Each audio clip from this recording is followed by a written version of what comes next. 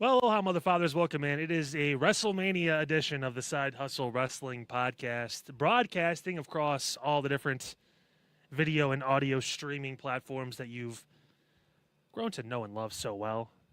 On today's much less emotional episode of the podcast, Kyle Cornell, AA Anthony Alfred with you, as always. Well, to a point, we'll get emotional about certain things. But, no, I was going to say, it's been a destructive week. Yeah, home base got attacked with this weather. If your feelings are an apartment this past week, you've been just attacked hard. Like, it's been a lot, yeah. Oh, man. But how was the tennis? How was it? Well, I don't have a trophy with me, so that should tell you something, unfortunately. Sorry, but buddy. No, so how they broke down this tournament, it's a little different than the ones I played before.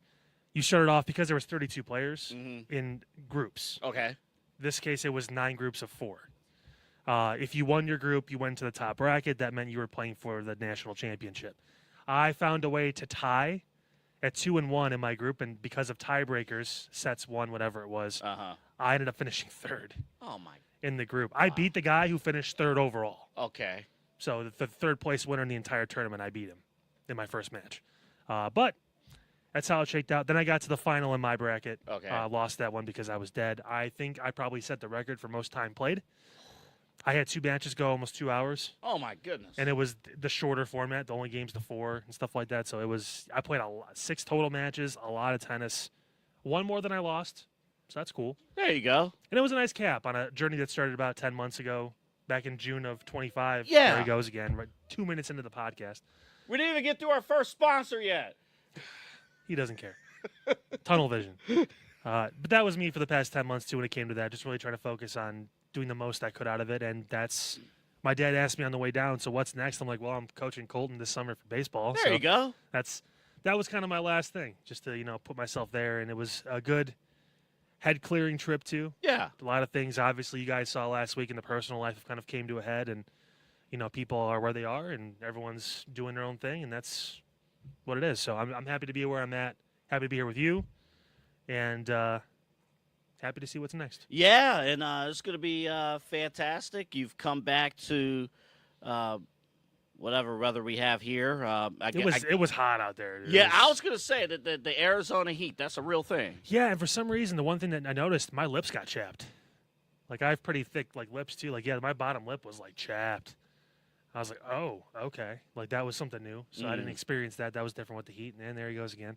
To be fair to your son, there's no room to walk. Yeah, Pete's now made it physically impossible to walk. No, behind. actually, that's my fault. I put the box there. Oh, you did? I did that. Okay, well, I'll be talking to someone about that later. It was heavy, okay? I didn't know where else to put it. I couldn't lift. Hey, I got to lift with the ass. You got to lift. Look, I go to the gym to. It's functional. Yes. It's a functional workout. It's so you can maneuver. Do you think I actually do strength training? Yeah, you're not trying to deadlift 450 pounds, or you're not going to Mr. Olympia, or the Arnold next summer. Or no. Yeah, you're. I know what you're doing for. No, functionality as an older man. I want to make sure I can bend down to pick up a pencil if I drop it. That's what you're going for. I get it. Yeah. 2 years ago, that was questionable. Yeah. So I mean, for me, it's a long way down there, man. That pencil might be staying there for a minute. Way back when, one of our football coaches included in the workout box squats.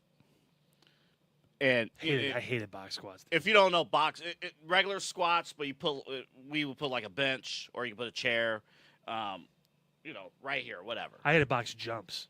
And so for me, my height versus my teammates. So you were still standing up. You were barely. Yep.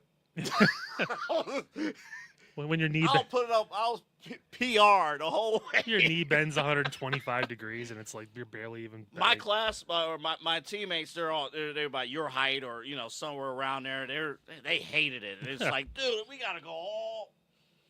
Meanwhile, you're not even getting up. Get your ass up.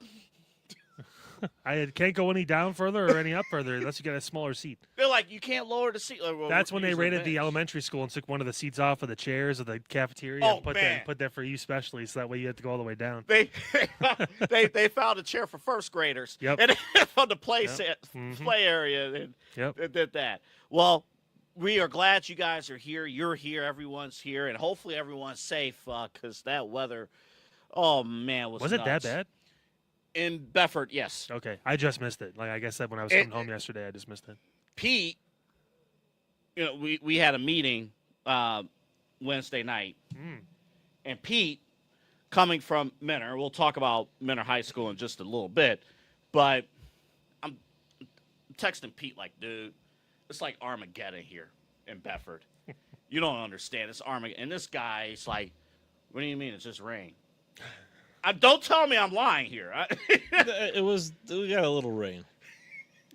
I barely had to turn the wipers like on. when I was driving through Kansas on the way back in the night, there was a lightning storm to my right that was south of me. If I would have took 40, I would have went right through it. Oof. And lightning storm, Kansas, April, not my thing. So I was very happy I took the north version that didn't have a toll. Because I was like, okay, I got to watch it, and it was cool looking.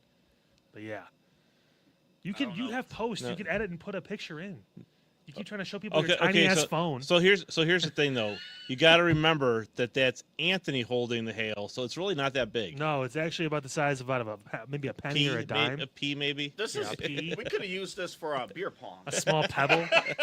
Listen, I used a piece of a Rubik's Cube for beer pong at one point. So I know what you got to do what you got to do, man. Shit worked. Yeah, you got to do what you got to do. It worked. We got to go here. We got to go because we got WrestleMania to talk about. It is the weekend. It's finally here. Again, follow us on the socials. There we are, Side Hustle Wrestling Podcast. Facebook with Double A and Kyle. Side Hustle Podcast 216 or Side Hustle Pod 216, depending on the platform. Back when we were having an identity crisis of, do we want to spell out the full name? I know. Well, that was once. Shorter is better, right? Well, again, remember, this is the same show. We did our pilot episode without a name. We did. It was named after the pilot. Yeah, it was. It's like, oh, we figured this. We walked right into it. And now look at us. Look at us. Look at us. Look at us. Look at us, huh? 118 episodes in.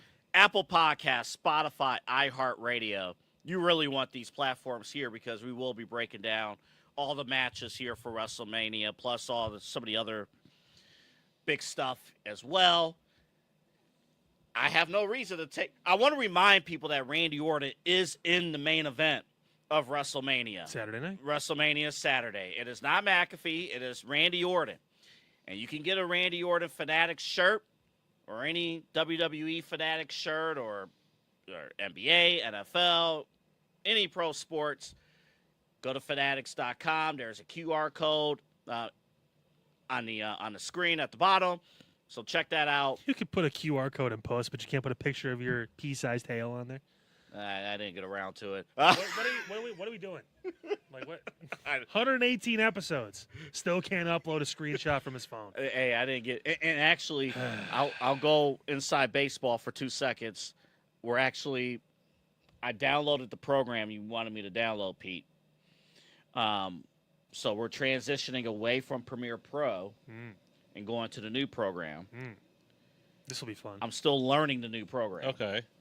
But the show will be I is for in, O is for out. The problem is where is the I and the O on the screen? That's what I'm You got to learn the keyboard shortcuts.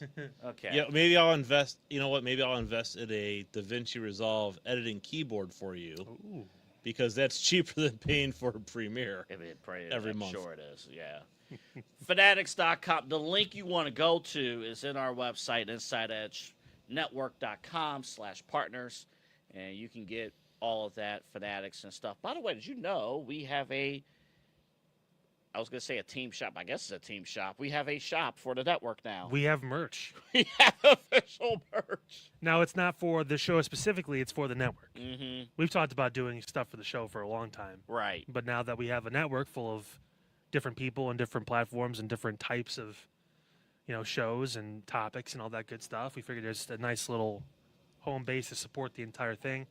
So that's an option. We have a payroll. And they're we can look into the possibility of offering show-specific merch through the shop as well. So I'd love me a Side Hustle Wrestling Podcast hat or a Hawaiian shirt. Can we get an off-brand Tony Khan? No. A Hawaiian shirt might be interesting. I want to do something a little different for us because we are very different when it comes to every other show on this We network. are. Yes. Mm-hmm. So, and we were the ones that started it. Yeah, that is So correct. I think that we should have something a little special to us. I agree. You wouldn't tell me you wouldn't get a Hawaiian shirt with a little lion logo on it? It'd be pretty sick. I'm thinking of the whole thing. The whole Hawaiian shirt would be The the logo. logos. Yeah. That's You not talking a about bad idea. you talking about the logos for every show, or No. The No, this logo like one. used for this show, just like The story of this show is Interesting. through the Hawaiian shirts. every? You can't tell the story of this show without those shirts. I almost wore one this week, but I didn't. I chose comfort. I even though those are pretty unintentionally comfortable, too. wore one yesterday. Dude, it's so great. It was great. And the crazier, the better, man. Hell yeah. That Pete. You're cooking, man, with some good ideas. It's almost like you own the network or something. Unbelievable. It's almost like you're a millionaire. Actually, since you do own the network, don't you have something to plug from Middle High School? Off camera because we can't get you one yet. We We have have to plenty- have like a P cam. we have plenty to. of cameras. We got to. Can you put We like gotta- something like in you the can corner? You can put it on the rack right there. You didn't put it in like on a tripod. We didn't get a P cam set up so that way when we go to you, it's not like we're talking to the invisible man over there. Like You- you you are don't like the kind of invisible behind man? the he's glass. not AI. He does exist. He's Yeah. a real person. You're kind of behind the glass without. There's no glass, but yeah, he's. But you get the idea. Yeah, you he's know? he's a producer of the show. All There you right. go. So Menor High School, the Music Menor Scholarship Raffle is happening right now. It ends Saturday at midnight, 11:59. Okay. There are some great baskets available. You buy tickets online. It's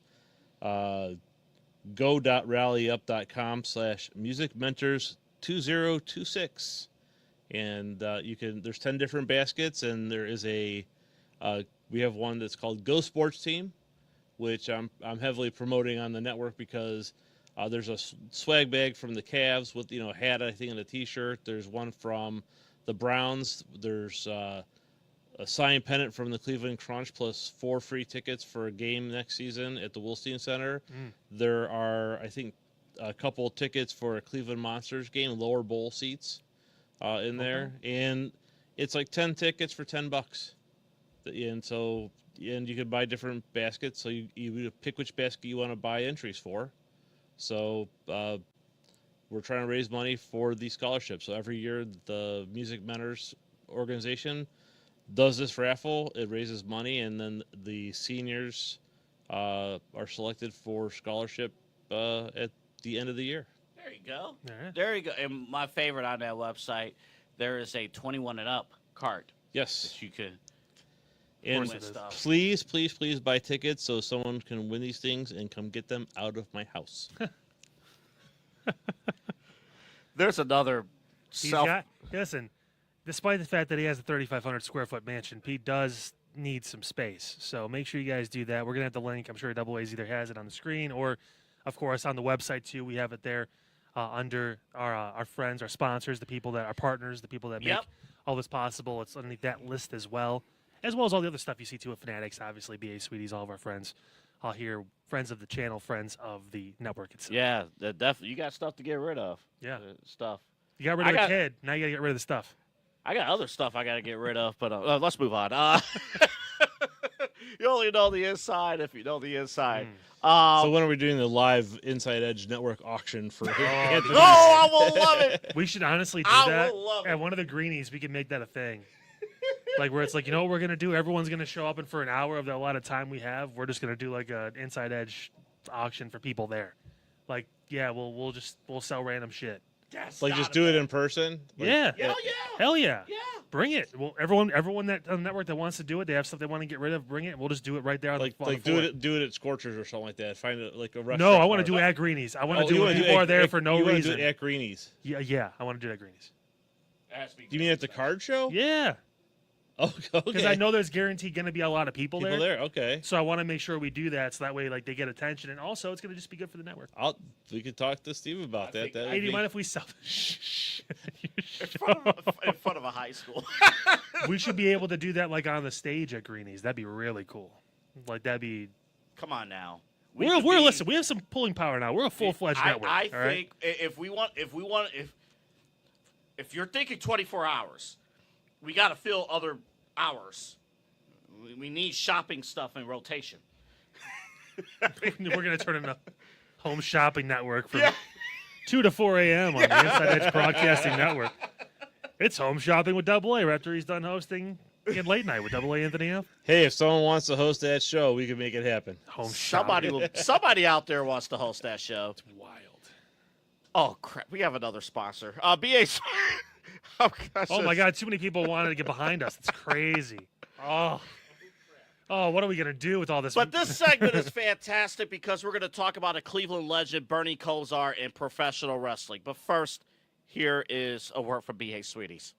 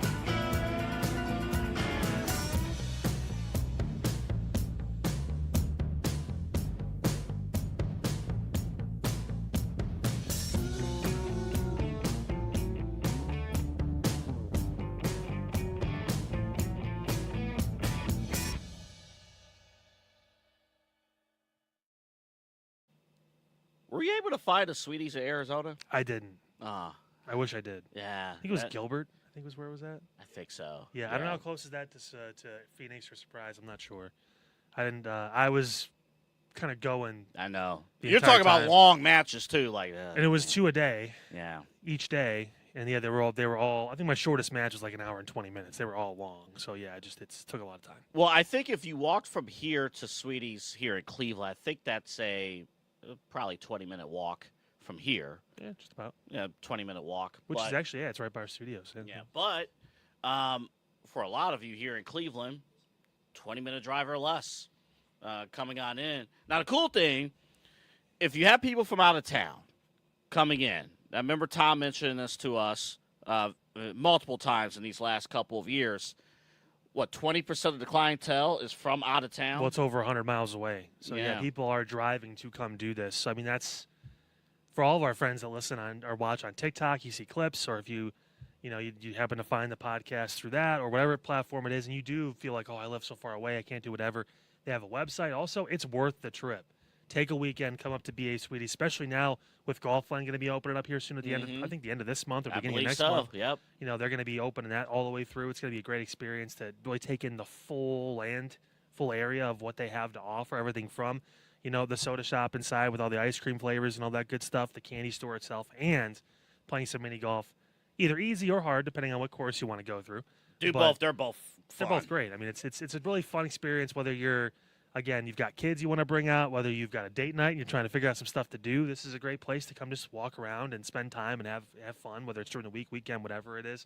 And now that the holiday has passed, they're they're getting ready for summer mode now. It's, hey, this is where the campus really opens to its full potential, and you can take advantage of it. And you can still take advantage of the promo code. Through the end of this month, again, that promo code Lollipop gets you $5 off an order of $40 or more. Comes out to about 12.5% a discount on your order. So take advantage of that, whether it's post-Easter, you're trying to get a little more candy in the books, whatever it is. Maybe you fell a little bit short because you're a bad parent and you want to make sure you're able to right the wrongs of not getting the kids the candy they actually wanted or some special stuff. You can do that here and get a little money off as well. Or you're just addicted. Our buddy Jim called us right before you got here. Yeah. Talked with me and Pete. He's like, dude, I'm like a regular at BA Sweeties. You need to use promo code, man. Like, Save I'm a that regular. money. Our Jimbo. buddy Jim, he's like, I'm a regular over there at BA Yeah, Sweeties. hell I get yeah. like 3 or 4 bags of popcorn I every don't blame you. time. That Like, popcorn's amazing. that popcorn is fantastic. We got to get that popcorn for Mania Sunday. That will happen. Yeah. We got to get that popcorn. So for we're Mania. going to church before that, right? Church, and then you might have to sit in on my main event taping, or you go. We'll figure it out, the logistics. I got to tape main event. Okay. Tape. I mean, we'll be live. We'll be live on main event like 3:00 Sunday afternoon. Yeah. And that show takes about 10 hours, so. I texted out. I said in our group chat, I'm like, hey guys, I love you guys. I love the show. Brock and Femi is the first match. Yeah, we can't even be like, oh, I can miss the first match. It's fine. Like, no, we got to be there at 6, ready to go. We gotta, because it's about to open like with a banger. No, Brock and is the first match. Saturdays the night you could start a little late and be okay, probably. But yeah, Sundays you want to watch the entire show. Yeah. All right, let's get to it. Our sweet moment of the week brought to you by BA Sweeties. Oba was in this segment. I'm not taking away from Oba. Last minute switch. Well, we're going to talk about Oba too because that was great. Because that was phenomenal. But this was great. Bernie Kosar, many of you here in the Cleveland area, you went to TNA Rebellion this past weekend. Shout out to our girl Chelsea, by the way. She's doing big things over there. She is. Yeah, she was helping out with them, and she's still pushing through the independents. So hope she's doing good. She is, and she's doing well. Maybe one day you'll see her on TNA. Yeah, doing well. Our buddy EC3 made his return there. Yeah, apparently he's now doing that. So that's he had a match tonight. Yeah. A lot of history with EC3 and TNA. It's crazy. TNA was dead for a good stretch of time. But if you look at the list of names, even past the golden age of AJ Styles and Christopher Daniels, Samoa Joe, just Nick Aldis and Drew McIntyre and Bobby Lashley and EC3. Christian, all those guys. Christian, you look at those. Maybe the best Christian ever was in TNA. That was, I remember that like it was yesterday. Like, you look at those names. I mean, it was very easy to like, TNA goes through like 3,000 different owners, but they still hang around. The new AEW company, WWE's in the dumps, and they're back. And here comes TNA. They have that television deal with AMC. People are supporting. People in the industry, you just mentioned Chelsea, people in the industry greatly supporting TNA. And they're doing great things right now. Another mainstream option that, again, every promotion has their goods and their bads. But, I mean, like, they've been on an upswing for a while now. Part of that has to do with the WWE partnership. But at the same point, I mean, for a long time, they were the main competition for WWE. And back in the mid-2000s, yes, they were neck and neck with them. Like, that was people were wondering, okay, is TNA is going to be the alternative? Is that going to be the thing where we say, okay, we want to watch that instead of this now? And obviously they went through a lot, but I mean, still, they're still here. The only separator back then, Dixie Carter and TNA ownership, they didn't have Tony Khan money. No. So they couldn't travel and go to big. They have the roster to do it, though. Their roster was crazy. Their roster back then was stacked. And they were a great alternative. Reminds you a lot of AEW when it started. Like, okay, there's some players here, and there's some young people that are like, okay, they had their version of AJ Styles and all that stuff and everything, and you're like, they could be around for a while if they figure this out and do it well. And then again, AEW will be around forever because Tony can keep spending money, but do they really need to be? But this was cool. Nick Nemeth, Dolph Ziggler, he did a ton of media stuff, kind of promoting. We should have grabbed David Ruiz of Mike Check. Actually, took a great picture of AJ Francis. He went to this show. A lot of our guys went to this show, and to see Bernie Kosar, the story. He was, 5-6 months ago, he was facing it. And got that liver transplant, so it's just amazing. Now he's hitting guys with chairs and rings. He's in the professional wrestling ring, hitting guys with chairs. Gingerly, but he did it. He did it. He was a little awkward in there because he was going to square up and give him a 3-point stance. People forget he was a quarterback. Yeah. That guy hasn't been in a 3-point stance probably since Pee Wee football. Oh yeah. He's like, yeah, I'm going to get into one. I'm like, okay, bud. No. Maybe stand up. Yeah, you should be doing snap counts, not 3-point stances. NFL today, people do shotgun. I mean, they should have threw him a football and have him hit him in the nuts with a football or something. That would have been really good. They could have, because Bernie could throw. He can get it in there. I have to also say too. Obviously, Nick Nemeth is doing a phenomenal job with everything that he's doing. His brother. I love the guys that are so annoying on purpose. And I guarantee you he's probably a sweet dude. But yeah, dude, every time that I see that dude on TV or clips or whatever it is, I'm like, he's that annoying. Like it's almost too much. So our buddy Jake was one of the guys who went to this show. Jake Underwood. Oh, he did. Of AM 1420. The answer. The answer. To be that traffic guy. I've told him multiple times, like, dude, that guy's insane. You gotta clip that. Hey, Jay got me through a couple hours of my trip because I There you listened to a show. I even called in on the way down there. That was fun. There you go. I kind of unloaded on Parma School. Oh no, what did you say? Oh, it was about the teacher that's, I guess I forget her name. I think Ashley Taggart or something like that. She's the one that is getting possibly removed because she is overseas fighting in the military, but she got elected to the school board. Right. So they knew this was a possibility. Uh-huh. There's no rules in place. So now they're trying to possibly get rid of her, and they're having protests. And I was like, man, wouldn't it be great if people actually trusted the school district? Like, it's rough. There's a reason why my son goes to private school. Is Parma still considering going down to one high school? They should. I mean, They have the space. They would be like a D1 powerhouse if they. I would say power. They would be a powerhouse in enrollment numbers. Think of like Berea Mid Park. There you You're go. probably gonna get something like that. Yeah. And that's not a bad school. Yeah. But yeah, that's more of a attainable goal in the interim if they did that. But no, there's no trust in the school district. They had a superintendent there for 12 years, and he left because he was like, I can't do anything. Right. And he tried. I give Dr. Smilek a lot of credit. He tried a lot, but there was no trust. AJ Francis, he's a good example. He had a lot of trust in Bernie to hit him with a chair. I know. Tell you what. And think about this, like, okay, he had that moment in WWE when Michael Cole made fun of him for flopping over the ring. Over the top dollar. Over the top dollar.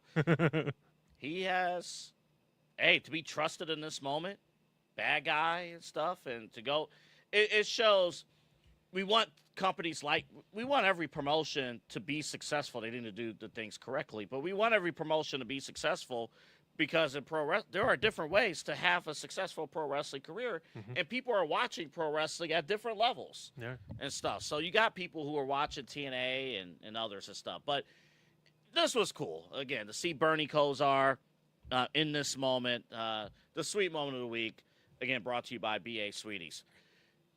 We also have a sour moment of the week. Can I preface this by just saying I think Jelly Roll is great.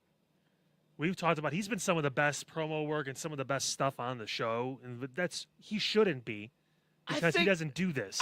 I'll add, I think in terms of guys, this is what makes this tricky. They're playing their roles extremely well. And Pat, we know in the past he can work, he can talk, obviously, like all that stuff. But this is just becoming. This entire WrestleMania is a sideshow. This reminds me of the Lawrence Taylor WrestleMania because it's about the pageantry and less about just good old fashioned pro wrestling. It's what honestly draws me a little more into the Roman Punk thing because there isn't any outside celebrities and stuff. It's the only main match I feel, only main story that hasn't had some sort of weird music video attached to it with Liv or all this other stuff. Which is, listen, you're not a fan of Trouble. Liv is. She's beautiful. She's great at what she does. That sucked. But, it was pretty bad. Like, you're forcing the issue, and I get you want to make her a bigger thing, and that's another – they talked about it, like, halfway on Raw, and then they forgot about it. But, like – they just rolled out the video. Yeah. They just rolled that was it out. already released. Yeah, they could have made it a whole thing, too. It could have been a premiere and all that stuff, and they didn't. But with this stuff now, too, it's like, man – They're building this match for May in Tampa because they're not going to have it at WrestleMania. Right. They have to get the title situated first, and that means Cody's going to lose this championship on Saturday night. Then he's going to have to wait even longer because he's going to have a tag match with two celebrities in it first, right, before he can get a title match again. It's like there has to be some major. Now you're going to fall into the same trap I did because that's what I said last year. There has to be something else bigger behind all this because why is Randy just listening to Pat McAfee? I know, yeah. The guy who has no success in the wrestling business. Yeah. His biggest call to fame was a feud with Adam Cole in NXT. He got tapped out by Gunther. He's made some cool moves, but he talks. He yeets on top of an announce desk. That's what he does. So why is a 14-time champion listening to Randy? Again, your head tells you. Listen to Pat. Your head tells you there's got to be somebody else. There's got to be Kevin Owens. There's got to be The Rock. There's got to be something behind all this. What's probably going to happen? It's going to be Pat McAfee and Randy Orton. And that's what you're getting. Because you need to stop expecting these grand surprises and all these buildups in WWE because it's not about that anymore. It's about getting to the moment. It's not about the moment itself. It's past. After WrestleMania 40, we should have saw this coming. The first disappointment was Undertaker, not Stone Cold. And I don't care how many people say, well, then everyone would have talked about Rock and Stone Cold, not Cody and Roman. No, they would have talked about, holy shit, Stone Cold showed up. And what a great match. What a great ending to that story. They dropped the ball first there, and that's the first time you should have said, maybe this isn't going to be as great as we think. The overall product may get a little bit better, but the payoffs. But we were in such a honeymoon phase. Everybody was. We were just happy that we had a good show. Everyone was. We had like a solid wrestling show again on programming because it had been a very long time since it's been consistent. And now it's consistently this. And I think you said the key word, the build up to the moment. We're not talking about the journey within a story. No. Randy Orton and Cody Rhodes, 20 years of history. It's the and before the 20 years, even more history with the families. He cares more about, and WWE right now cares more about the tease of paying off a story than actually giving the people what they want out of a story. And then they're going to promote this out on Real. On Netflix. They care almost more about that kind of thing because they got nominated for an Emmy than they do about the actual product they're putting on a week in, week out basis. Other than a 6-episode, 2-season show, that's fine, but it's not. You ask most of the people that are in this business, they tell you, I don't like Unreal. It's like I don't like it. I watched a couple because my thought is this is pro wrestling. In my eyes, everything is a work, right? And you're not wrong. A lot of it has been. Like Braun Breaker will show up on Saturday. He's probably been healthy for a month, but they just didn't want to use him because they didn't want to shoehorn that story. They'd rather force Gunther and Seth down our throat. And the problem, it's all fucking. The problem BS. with this is that it's fundamentally bad, right? Pat McAfee is a heel. Performance-wise, actually fantastic. It can work. It worked. It does. Not in this story. But it doesn't fit in this story. Nope. You could have. I could. If you're all right, we got to have McAfee back in a story or something like that. There are other ways to use him. It just or didn't just make don't sense. because it's past. The story, Jelly Roll, they essentially said, forget the Kit Wilson story. I thought that was going to be his role. He had his match. They already had it. They can't go down that road again. But that also tells me too. Maybe they planned on having that match or a tag team, maybe with Miz and Danhausen involved at Mania, and then people up top said otherwise. You almost wonder how much, pushed. how much the influence from TKO, from Ari, from those guys, It's very uncomfortable because it's almost everything. But now here's the thing. So it's easy for us to say that this could also just be Triple H making decisions. We keep trying to project that it's TKO putting their foot in. He may actually have no clue what the hell he's doing anymore. And it could be a very quick turnaround because he went from only being a sidekick and someone who was kind of just in the background watching Vince to having to do the entirety of the job like that. So, sure, he walked into the Bloodline story right away because that was ongoing in the middle of when he took over, and he capitalized on that to a point. But since then, since that story ended in 2023? 2 years ago. 24, whatever it was. Can you name me another story that's really gripped WWE fans and brought them in and said, wow, that's great? Jake made a good point not too long ago when we had him over. I think it was Elimination Chamber. People put Triple H on this pedestal. He's not that good. And you know what? I'm starting to think he's right. Because, again, what other story has he nailed? I can't think of what. Naomi organically got over based on stuff besides her booking because she was so invested in the character that she got over naturally. It wasn't like they booked her in a position to get over. What's the top storyline we have covered on this show? It was Roman and Cody. Since Roman Since and then? Cody. Off the dome. Because we've covered moments. Drew and Punk, maybe? Because that drew the most, and they got a Hell in a Cell match out of it. Yeah, we've covered moments. That story was better, but probably the most notable story was the Cena heel turn at the beginning. But even then, that was botched, and people, that wasn't Triple H's fault. You know what? No, he's the head of creative. He's the COO of the company. Yeah, I think I think because of Vince McMahon and what has happened, and the damage that Vince McMahon did, even with the company. During the 2010s, especially in the turn of the 2020s, I think it's uncomfortable to admit that Triple H has made, enormous mistakes as head of creative. Just because it's uncomfortable doesn't mean it's not true. No, I understand, and that's what I'm getting at. Because Triple H, NXT, Triple H, Triple H did this at NXT, and I'll be honest, like, okay, are we rating Triple H highly based on his NXT work strictly because we watch NXT takeovers, or did we watch NXT week in and week out while Triple H was running NXT? I think the big thing with that, too, the talent he had was crazy. And then also there were some veterans in there, like some people that have been in the business for a while, but it's developmental. You can be more experimental and do things differently, and you can kind of it's more freedom. It's less pressure on it. Back when he ran NXT, they didn't have a TV contract, so it's on the network or wherever it's at, and you can throw it on, and we have so much more leeway with a lot of this stuff. It's a different animal now.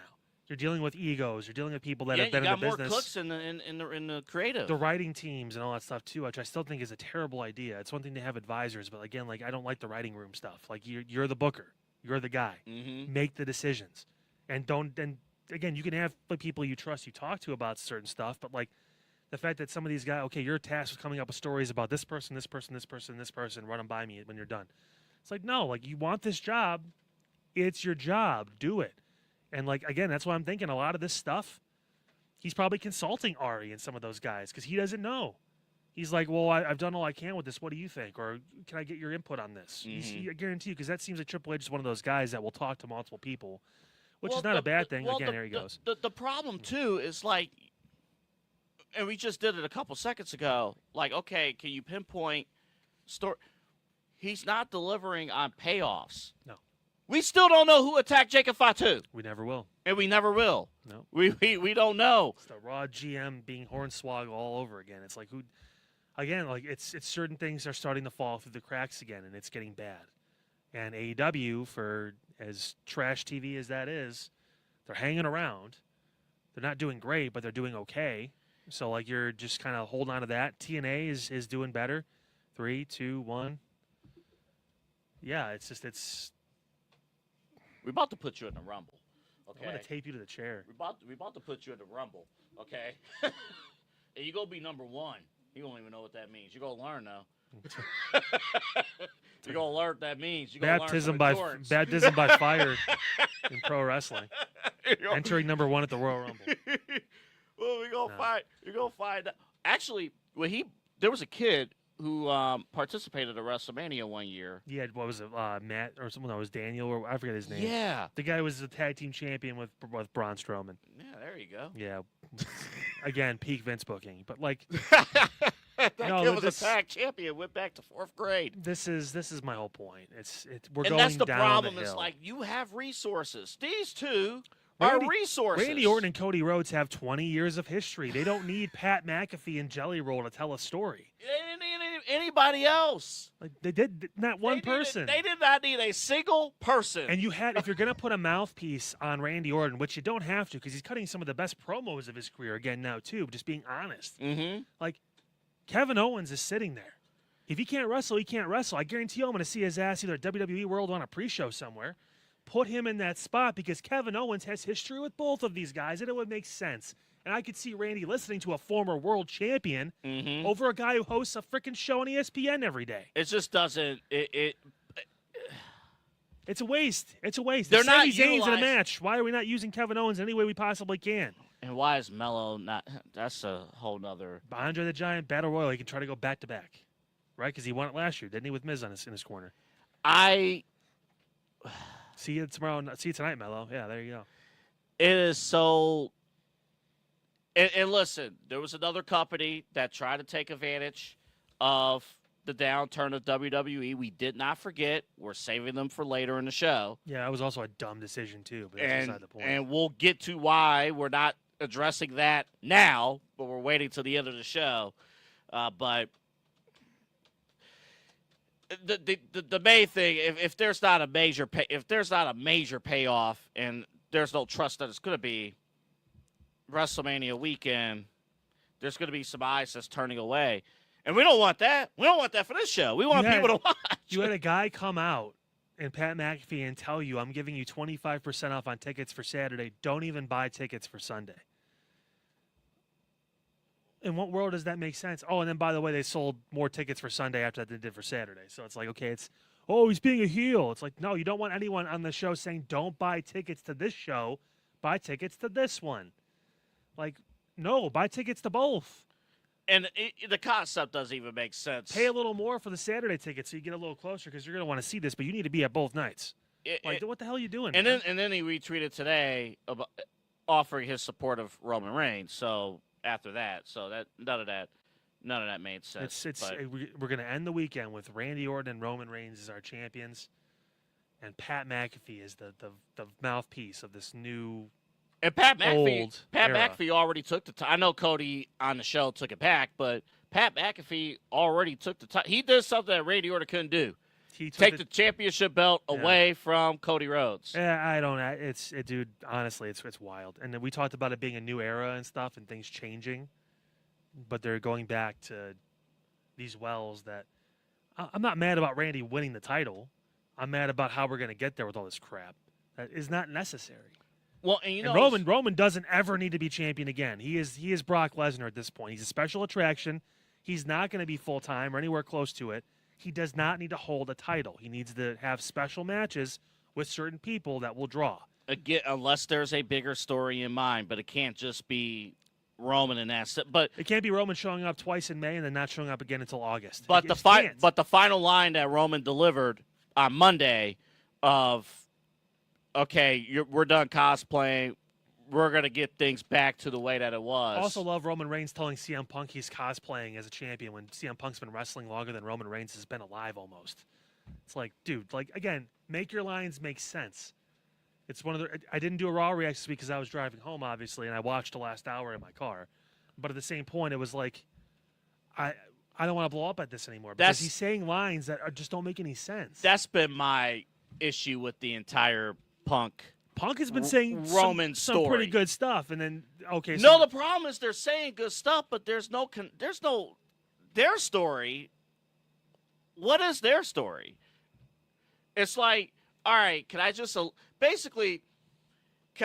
take what they did the night after the Royal Rumble, completely forget about everything else in between? Give me the Monday after the Rumble and last Monday. That's one story. All the other stuff, it seems like, I don't know if the dad line never got approved from CM Punk. You mean the pet, Larry? Stop, please. Stop. That's part of it. We'll get to all that. It's just because we talked about Roman's dad. Then now this past Monday on Raw, they both decided to apologize. Well, CM Punk decided to actually apologize for it. It's like. I like that they went the respectful route finally, but you usually are supposed to start with you're really good, but I hate you. Not throwing poop at each other for 8 weeks, then now all of a sudden, the week of WrestleMania, when you're supposed to be at your most intense, I'm sorry. And then Roman went back on it anyway on social media. Again, what are we doing? It just feels like all these matches are just kind of like, with a select few. Even then, there could have been different things. There's always stuff you can do better, but I don't, dude. The stories. This has been the worst booked WrestleMania I think of my life. I'm being really honest. It's just from a standpoint of not excitement because there's some matches I'm excited to see, but just the actual booking, the storytelling of getting to these points has been rough. And it's so disappointing because again, if on paper, if you had no clue what the stories were, you would actually be pretty excited about this WrestleMania if you had no clue what the stories were. But I guess there's a lot of the sour mode, but there it is. The use of celebrities, Pat McAfee and Jelly Roll.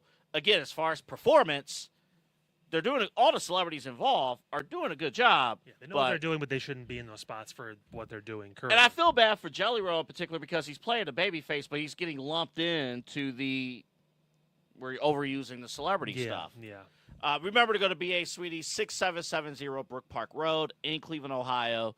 And there it is. Make a left on Brook Park Road, or Ridge Road exit, make a left on Brook Park Road. The Lollipop, I got to check and see if it's back up. The weather took it down. Took it down. So Mother Nature wanted a lick. How many licks does it? Anywho, hey now. Hey now. That's for me to know and her to find out. Ah! Just do the Kawhi laugh every time See, that needs to be on our website once we get to the pineapple neon Hawaiian shirt I got from Florida. So nice, so good. This was the shirt I wore yesterday before the weather, and then I had to change it to my Hawaiian shirt. So, hey, there you go. It all worked itself out. Oh, I forgot John Cena's hosting WrestleMania weekend. Any expectations for Cena? He'll have a segment with Danhausen where he will disappear because he can't see him. So that'll be funny. Sure. I mean, they always like to have a host. Yeah. He's volunteering to do so. That's fine. I'm sure at some point he may either threaten to get physical or something will happen where maybe he has to. He won't be wearing his gear, though. He'll be in a suit. Right. He's made that clear. He's not doing it anymore. So, no, it's there fine. could be a tease with him and Gunther again. Yeah, maybe. Gunther comes out, shuts it down. Just to get out of my ring. You're done. That's when Seth comes out to do the whole thing. All you got to do is hit your moves at the end, and the crowd goes, you're happy at that point. He won't be doing any. I think his role will be not as big as everyone thinks. So he'll be announcing attendance numbers, and he'll be maybe introducing the Hall of Fame. And that's where he'll give AJ a hug or whatever it is or something like that. So, yeah, it'll be a thing. There we go. So John Cena hosting WrestleMania weekend. All right, folks, it is the WrestleMania preview show.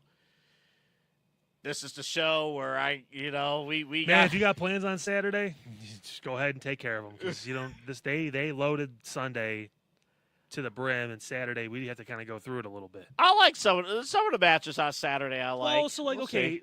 Are we going match by match? We're gonna go match by match. All right. Well, I guess did you have an order you wanted to start with, or whatever the slides present, but it will be. Well, we'll start with the ESPN hours first. So obviously the show opens with this match. I called this, by the way, the 6-man tag. Let's get the two celebrities again. Two more celebrities in the match. Technically Logan's a full-time wrestler now, and he's doing great. But still, Division and iShowSpeed. That's the crazy thing. Like, Logan Paul he legit feels like a regular now. Yeah, he feels like maybe the most talented in this entire match. Taking on the Usos and LA Knight in a 6-man tag to open all of WrestleMania. Gotta be honest, as happy as I am to see Austin Theory wearing gold again, man, I don't give a shit about this match at all. You're gonna see a relative theme with all of this. I don't care. Like I'm tired of the Uso stuff. Other than Jay getting hacked and finally claiming he's dating Jada Parker, I really don't care. Which you get hacked to claim that, dude. Just say you are. What the hell? Like that's a win. But like I don't. Yeah, this is still married. I guess I don't know. Well. Yeah. Are we all? No, this is this is what it is. It's a way to get LA Knight on the card. It's a way to get the Usos on the card. And they're going to draw international appeal with Speed and Logan Paul and all that stuff. So, I mean, it serves its purpose. If this was the only celebrity match and only celebrity involvement in the entire show, I'd feel good about it and better. But the fact that we have multiple other matches that are going to have other celebrities getting involved and all that stuff just pisses me off. So.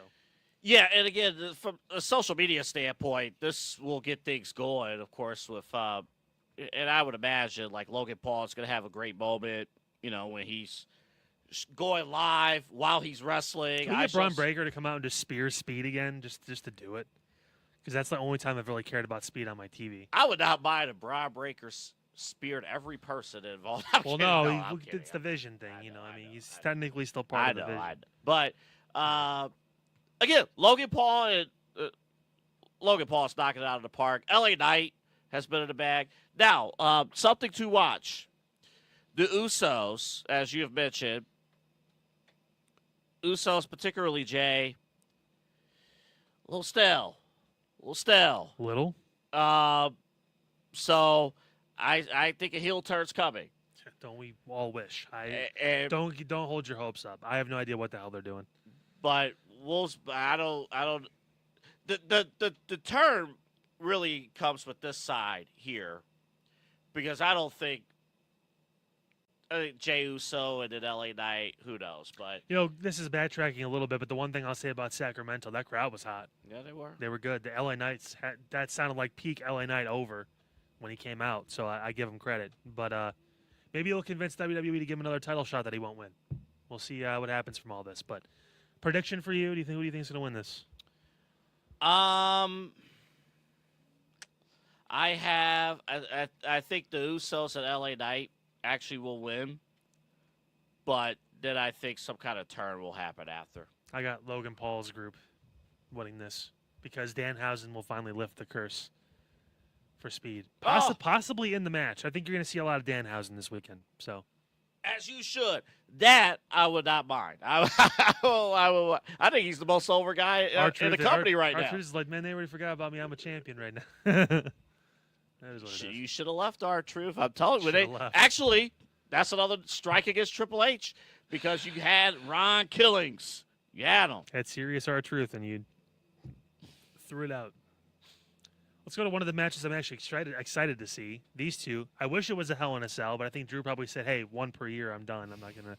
One per lifetime at this point. Also, I've lost all my Hell in a Cell matches, so let's just do unsanctioned.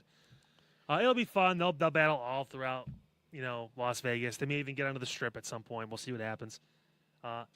There's a theory out there that they're going to be fighting in the back, and they're going to have to put another match on because that's what I was thinking. But yeah. I don't know if they'll deliver on that because this is an advertised ESPN match. But if they do that, that's when Becky and AJ would move into this spot, and they would be on ESPN. Okay. Maybe they want to show some unpredictability, so to speak. So watch out for that. It could be a possibility that happens. But the match itself should be fun. And you know what? If we love. If they did that, I don't know if you have a cage hanging and it was like, you know what, near the end of the show, you guys agreed to a contract. We'll lock you in a cage. Last man standing in the cage. Or I don't know. No, they won't do all that. That's too much. No, but it's fun, though. It's fun. Jacob Fatu, I would assume, would have to win this match. Well, Drew's going to film Highlander after this, so I think he's going to just head out. So this is a good spot for Jacob, a good launching point. I imagine he'll be one of those names probably in the Money in the Bank conversation later in the year and all that stuff. So this is his. I'm curious what Fatu's next feud is going to be because I can't think of anything at the moment. Well, if Randy is the one that orchestrated the attack, there's your first title feud. There you go. Have to wait till after Backlash, but more time waiting. But we talked about Randy. That would make a lot of sense if Pat McAfee's been talking to him since before. He's the one that attacked Jacob to get him out of the way. So it could be because that way it could be Drew, but it wasn't Drew. It was Cody. So well, fuck it. Either way, we're going for it. So, yeah. And they did tease. Not that I would be excited for them to go back to this, but they did tease on SmackDown Jacob and Solo again. Yeah. At least briefly. That could be. Solo's got his own problems with Tama Tonga, so that's going to be his next thing. Yeah. They're actually probably going to split that group, and you may see Tama Tonga end up being a leader. So. Could be. And Solo's going to be out from a second family. Oh, man. Nobody wants me. No. His name is Solo Sikoa. Maybe he should just go solo, bro. Nobody wants to. Go solo dolo, brolo. I hope your idea comes through, though, like with the – so you can't control these guys for over 2 or 3 months. That makes it one night. And because it's an hour on ESPN2 to start from 6 to 7, you could have the 2 matches. You could have Becky and AJ have their match and have these guys still finish their match in that first hour. You know what I would like WrestleMania to – oh, I know they announced the iShowSpeed match opening. Yeah. But I would like as the show opens. Well, John's going to open the show. I know, but the pyro and stuff, and John opens, quick backstage, or even during the pre-show, like right at the tail end of the pre-show. Holy smoke, we got to go to the back real quick. They're battling right before the start of the show. They're fighting. Maybe you get a camera shot of them fighting somewhere else. That's when Triple H is like, wait, put something else on. Mm-hmm. Okay, Becky, AJ, you guys are up. Yeah. I would like something like Becky that. Becky shows up. Oh, don't worry, the man will put it in. He did terrible Irish accent, but you get my point. Yeah, I'm so deep into Gunther, I can't even do any sort of Irish thing. But yeah, man. Speaking of waste of time, here's another thing. Oh, by the way, yeah, we both think Jacob's gonna win. So the Bellas are going to be the equivalent of a game time decision. I know the NBA playoffs are coming up, so let's make a little reference there. I guess Nikki's been hurt, though. She has been taking pictures at WWE World, so I'm assuming she's going to be in the match. But apparently their session, I think, was canceled. Oh, was it? I think it was canceled. Some fans are taking pictures with her at the airport and stuff, too, so she's there, obviously. Mm-hmm. But, hey, we'll see what happens. If it's not them, maybe something happens tonight with Io and Asuka where Kyrie turns on Asuka and it's Io and Kyrie that go into the match, or it's Kyrie and Asuka, which the less Asuka can be on my TV, the better. And Kyrie, for that matter. I don't mind. Io's been great. I don't mind Io, but yeah. But this is a match that should have Bayley and Lyra win it. They've been getting the upper hand on everybody for the past 3 weeks now, so you'd think they would find a way to win. They've been teasing a little bit more of, like, they've been cheating a little bit. So maybe there's some heel running those two, which could be fun. Seeing Lyra as a heel could be interesting because she showed the attitude. That could be interesting. Yeah, that could be fun where they could maybe. I don't think they're ready for that yet, but that could be interesting. Anything to get Lash out of a tag team and into the main title feuds, because I could buy Lash Legend versus Jade Cargill. That would be a fun match for me. It would be. What's not a fun match for me is this. So your winners are going to be either Alexa and Charlotte or Bayley and Lyra, and this is going to be a match on the card. That's all I got. Well, they're trying with the story, but this seems... What story? There's no story. It's tag titles. It's very surface level. Yeah, there's nothing there. It's Alexa and Charlotte and Bayley and Lyra are the only two that actually have stories for themselves. Well, the problem too with this, there are no. I almost kind of, I know it's against your wishes. I almost kind of wish the Kabuki Warriors were in this build because you actually need true heels in this build. Lash and Nia are the heels. I know, but you need to. And the Bellas are, let's be honest, not a lot of people want to see them. So, I mean, like, this is kind of. But you need true heels. Yeah. And Lash and Nia take care of that on SmackDown, but this is a co-branded match. Well, Kabuki Warriors could have took care of that on Raw. Well, they still might. We'll see what happens with the Bellas. And the other thing, and I hope. For Brie to come back and for WrestleMania to be in a tag team with her sister and not be able to be unbelievable. in the tag. That means we're going to get another year of the Bella Twins. Unbelievable. If they can't make this match, they'll want to be there next year. So. The problem, the women's tag team division, I guess they have a good problem. None of these are, like, everyone in this match are single stars. Except for the Bellas. Even though Nikki has had more singles Nikki success. has had a run and stuff like that. But they're twins. They came in as a tag team. They don't have, and hopefully if Fatal Influence moves up, as a group, like we talked about last week, then that solves the problem. That's where you can look at Charlotte and Alexa and say, hey, thank you for what you guys have done as a tag team, but we need more firepower in the singles division. I would not mind one of those two, either Bayley or Lyra or Alexa and Charlotte winning, showing up on Raw. Fatal Influence debuts and beats them for the titles right there. Yeah. Like, I would not mind that at all. Yeah. That also gives JC Jane a green light possibly into a mid-card or main title feud, either the IC, US, or the World Championships. Yeah, because I think that's what's... You know what we've done? We spent way too much time on this match already. I know. Yeah, I know. You have nothing else to say. Come on, move on. I don't. Yeah. I mean, I like the slide. That's really it. Yes. The best thing about this story? The match is going to be the best thing about this, because it's going to be a good match, and that's it. The best thing? This feud is only 2 weeks old. And I'm already tired of it. It is what it is. Gunther had the perfect opportunity to. I get playing the cards close to your vest. We know why he's doing this. It's to get to Brock.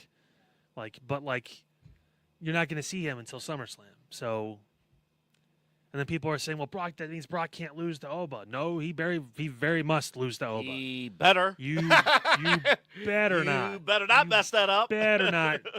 I've seen there's out of all the booking decisions you can make this weekend, one. That is the one you cannot mess up. It can be a short match and it can be easy and it's right there in front of you. And if you drop the ball there, then I may stop watching. But no, match will be great. Is there a Braun Breaker factor in this match? He will interfere. Gunther is going to win this match for a multitude of reasons, but the main thing is, yes, it will set up a bigger story with Braun and with Seth. He's going to be able to keep them out of the title picture for a while, too, because if Roman's champion, after all of this, possibly, you're not going to see the title very much. So you need other captivating main-level feuds, and that's why those two are going to do their thing, and it's going to take some attention away from the title because, again, you're not going to get a lot of world title appearances from Roman Reigns, unfortunately. If you're looking for, I don't think I'm out of line in saying this, if you're looking for a match of the night, Oh, this will be one of the show candidate. stealers, yeah. This is it right here. With the Braun Breaker interference for the surprise, because I'm sure at some point he's going to spear Seth or whatever it is. Yeah. Yeah, this will be the one. I would expect it. It'll eat up some time too. So, Mhm. yeah, I'm. So you're picking Gunther? 100%. There's no way Seth wins this match. Okay, we can't agree on everything. I'm picking Seth Rollins. You can. Nothing No, wrong with that. There's nothing in the contract that says you have to disagree with me when it makes sense. No, Like, I think there's a chance. you know, there's no chance. I think so. No, there's no chance. Don't lie to the if they're people. if Roman Reigns wins the title, he needs somebody to. He'll get LA Knight probably as his first opponent. Because I don't think they'll run back CM Punk right away. Not immediately, no. Punk will get a break. He'll get a break. I could see if they want something hot for Backlash, Roman and Seth Rollins. I don't think Roman's wrestling at Backlash. I think he'll wrestle. What's the pay-per-view in July in Paris or Italy? Clash in Italy or whatever. He'll be at that one. Track. He'll be at that one. He's not going. I to saw a story. They're going to be in South America or something. Cool. in Hey, September. that's cool. Whatever. That's fine. But again, you're not getting Roman at Backlash. I promise you. The main event will be the tag match between Randy and. That's what they've Pat been built. It almost feels like that's maybe a Saturday main event is like the match that TKO cares about the most. It almost feels that way. I don't know. Yeah. We get to this. This is AJ Lee and Becky Lynch for the Women's Intercontinental Championship. Can we just make a promise that we're not going to see this match again after? And this will be the last time we have to watch these guys wrestle? Please. Please? Please. Please? Please. This is one of the matches where it is technically a toss-up. I mean, they could just completely bury Becky and never lose again. Or AJ can finally get beat by Becky. I don't know what they're going to do. I think that if you want the title to be around and actually defend it, even though AJ said she was going to be a fighting champion and defended it one time, you let Becky win it back because Becky will be at TV every week. With AJ, she's a part-timer. I mean, this is the risk you take, especially with a workhorse title that isn't getting defended and isn't even present because they've been doing video packages the past couple weeks. Yeah. I think you almost have to go Becky. And the problem too, even Becky will take time off too. But at least she's contracted to be a full-time performer, and if she has a title, she makes an effort to be there. I have Becky winning this match. Me too. And the reason why is because on Monday there will be a new member of Monday Night Raw. Her name is Soruka. Do you think Soul's going to come back before a match with Zarya? Yes. Oh, no. Well, yeah, because that's the second week. Because they'll have their match on Tuesday, Can you but I imagine think she'll debut on Monday. if she wins it and then goes down to NXT and faces Zarya with It'll add to that story, too. I don't mind it. It'll add to the story because, like, Zarya is like, of course, she's getting all these opportunities even before our match. She debuts on Raw. I think that could be a spot for JC. I wouldn't call Soul up yet. I think they missed the window with her. They had a chance to call her up and finish that Zarya story earlier. I think that she needs to win the championship down there because I want to see how she does as a main champion. Because Lola Vice isn't going to be champion for that long. My rebuttal with that would be, I think the women's division, as long as you're making an effort to load up the tag team division, it's a little weak right now in the on the main roster. That's why JC being in that spot. I think you need to move both. So it was so Ruka. She's a star. Of course, she's a star. I'm not debating should she be there or not. I'm saying right now, timing wise, if you're going to call it Fatal Influence, and I don't see JC competing for one of the, especially if Rhea and Liv have the titles, you're probably not going to get JC versus them. I would flip now. Here's what I would say. I think the winner of this match is going to lose the IC title on Monday. The winner, possibly they may wait till Backlash if it's Becky. Here's why. So AJ Lee, what happened with AJ Lee and Paige? I know it was she debuted and she lost it the night after WrestleMania or whatever it was. Yeah, I get it. Could be the same thing with Jane against AJ. Mm-hmm. If AJ does win this match, I think she loses it shortly after. Yeah, I think Yeah. either way, Backlash is the end of a reign for either of these two. Because Mainly even Becky, then, but yeah. because even then, AJ Lee takes a break. If JC Jane, if she goes on a little bit of a run, the IC championship, She could do that. That's a SummerSlam match.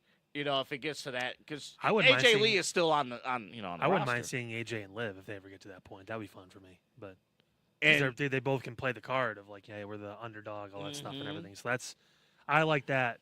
I'm better. concerned about the match because of what we talked about. Yeah, the chemistry usually isn't there with these two when it comes to physical chemistry. Mhm. They can go back and forth now on the mic. We've learned that, but physically with the way they work, it's going to be tough. Yeah, it's going to be tough, but I think we'll see epic entrances Sure. for both. I don't know about AJ. She may go kind of basic. She may just skip out there. It's a long skip. That is a long skip. It's a long skip. Right down that ramp. Yeah. Okay, is she going to clear concussion protocol first before, or is she going to record another music video before she has That's this a good fight? point. Jesus. What is your opinion of Stephanie Vaquer as champion to this point? What do you think of her reign? It's been good. Okay. I mean, it's not great, and again, there is the language barrier stuff, so it's a little bit harder for us.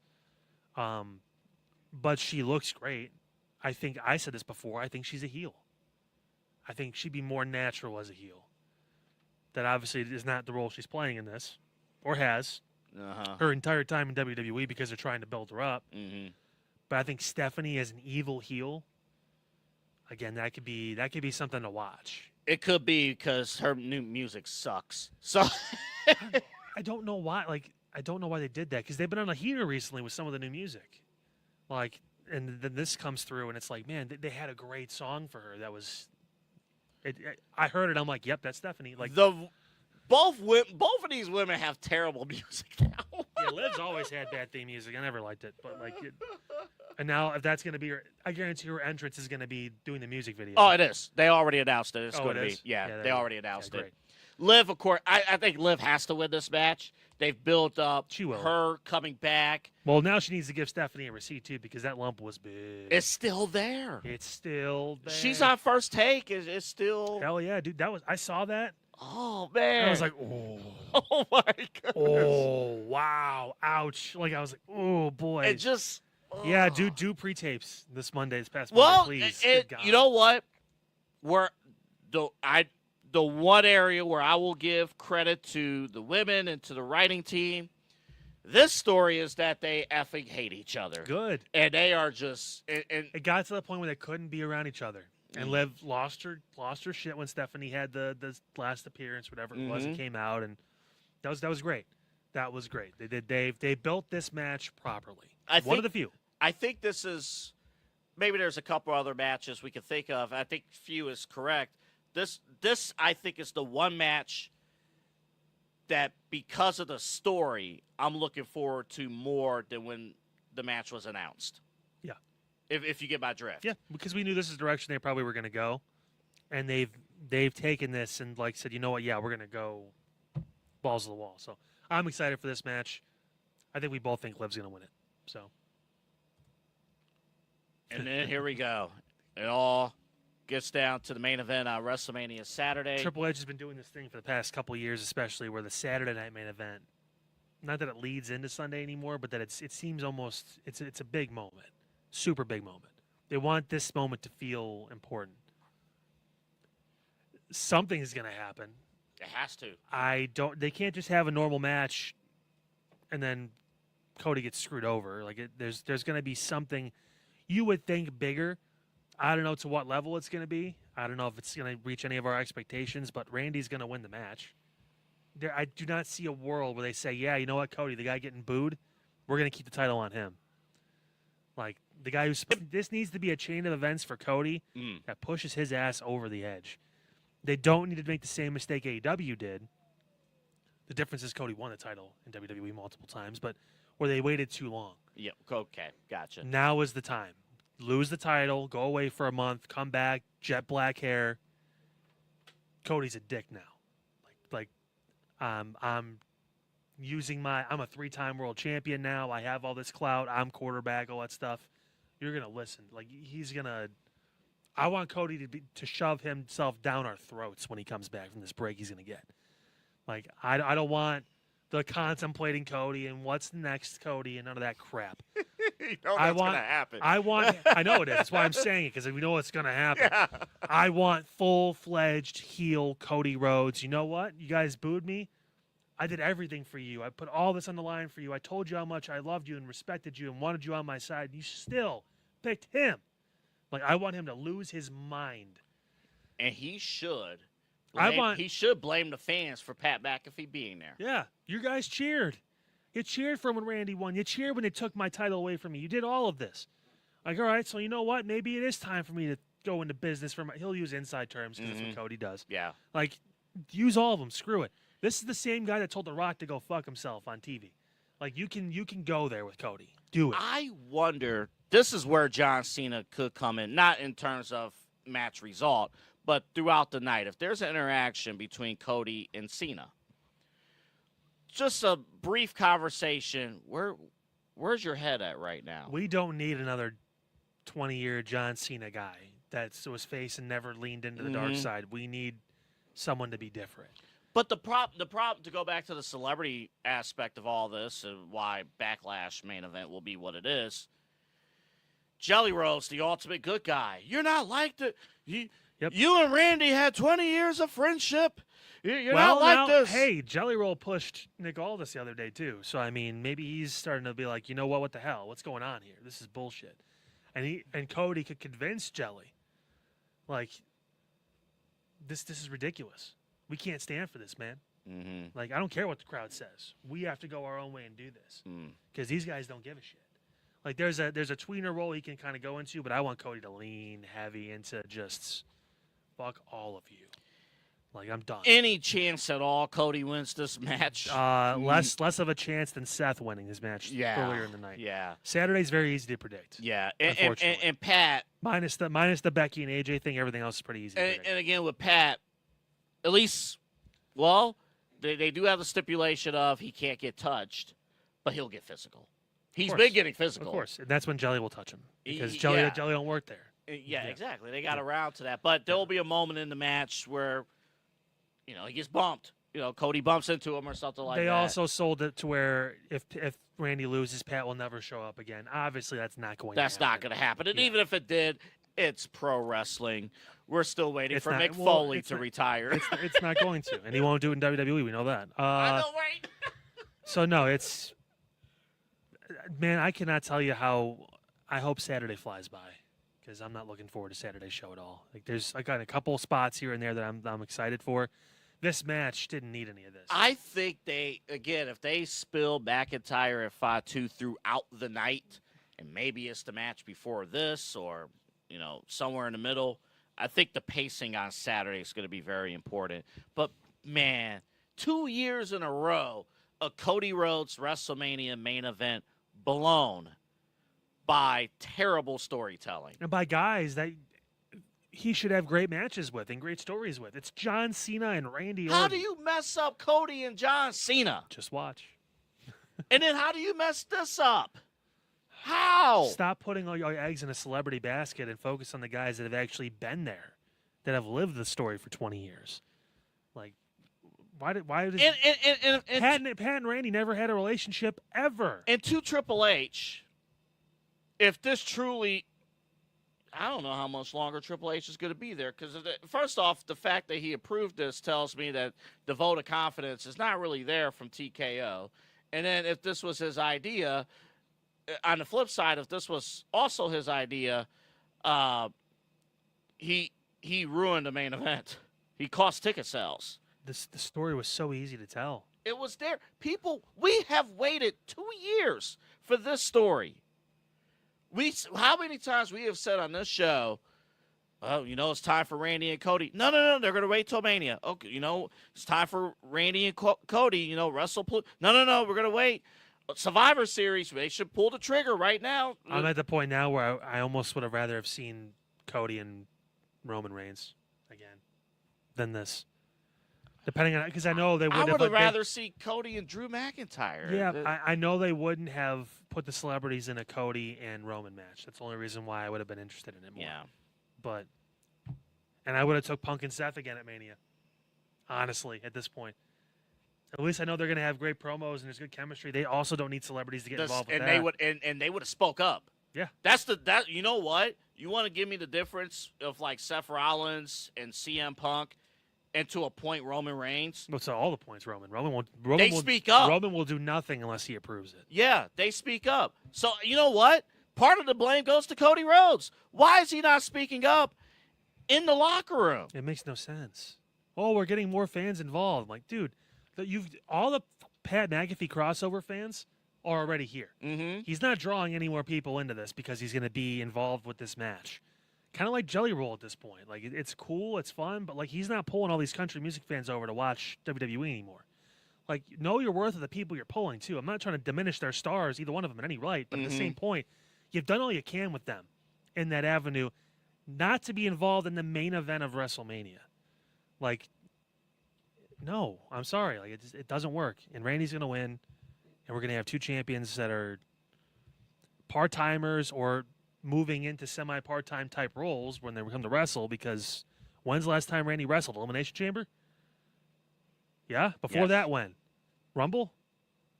Maybe? I think he was out. Yeah. I think he came back for the Chamber. So there you go. I mean, like, this is what we're getting. When's the last time Roman Reigns had a one-on-one match? Last year at some point, maybe? Dude, like, that's what I'm talking about. Like, I cannot wait for this new era of these guys, of Oba and Trick and Mello and Braun and even Dom. Dom shows up every week. And the problem is we almost have to wait to the Raw after WrestleMania. We have to wait till next year. Yes, we have to wait for 2 years now before we're going to start actually getting because this the feels real wave. Because this Mania feels like a setup for next year's Saudi currently WrestleMania. So I don't know. That's Saturday. That's Saturday. When we come back, we got a little bit more positivity. We'll talk Sunday.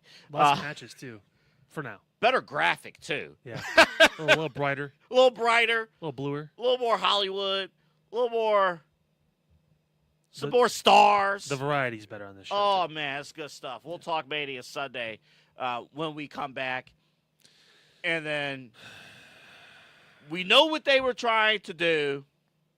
We'll talk about it. There's reasons for how we organize and run down the show.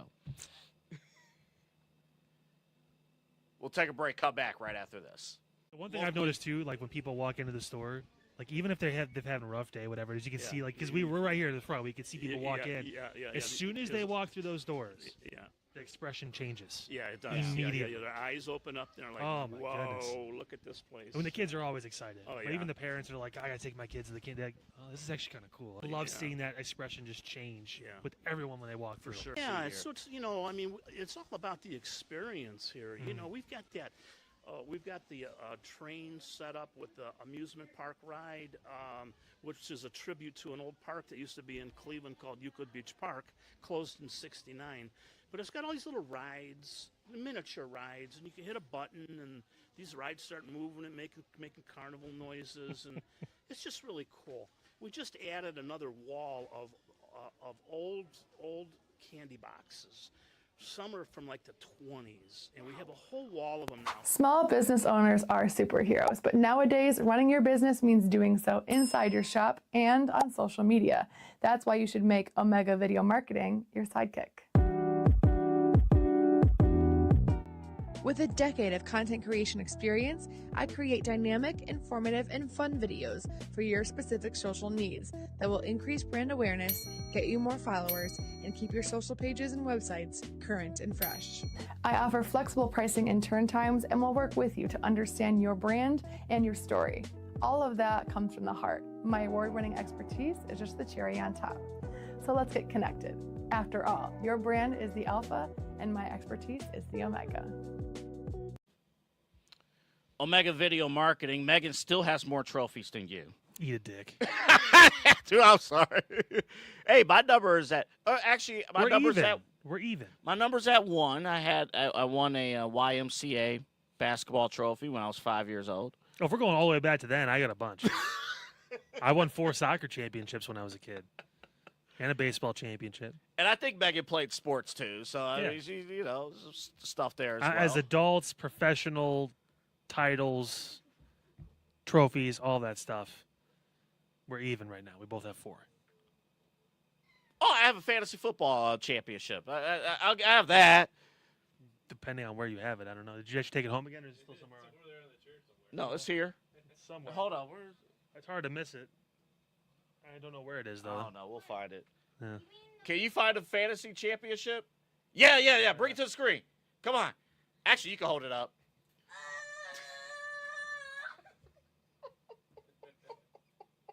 It's a nice title, too. That I spent a lot of money on that he doesn't take pride in at all. Well, you could have mounted that. You could have mounted that somewhere. That's a really cool title. And no Velcro. The World Heavyweight title outline. I'm going to be honest. I think it has a new champion. It's the football champion. I don't know what that means. Oh, football champion? We're going to teach you how to cut promos. He talks enough. I know.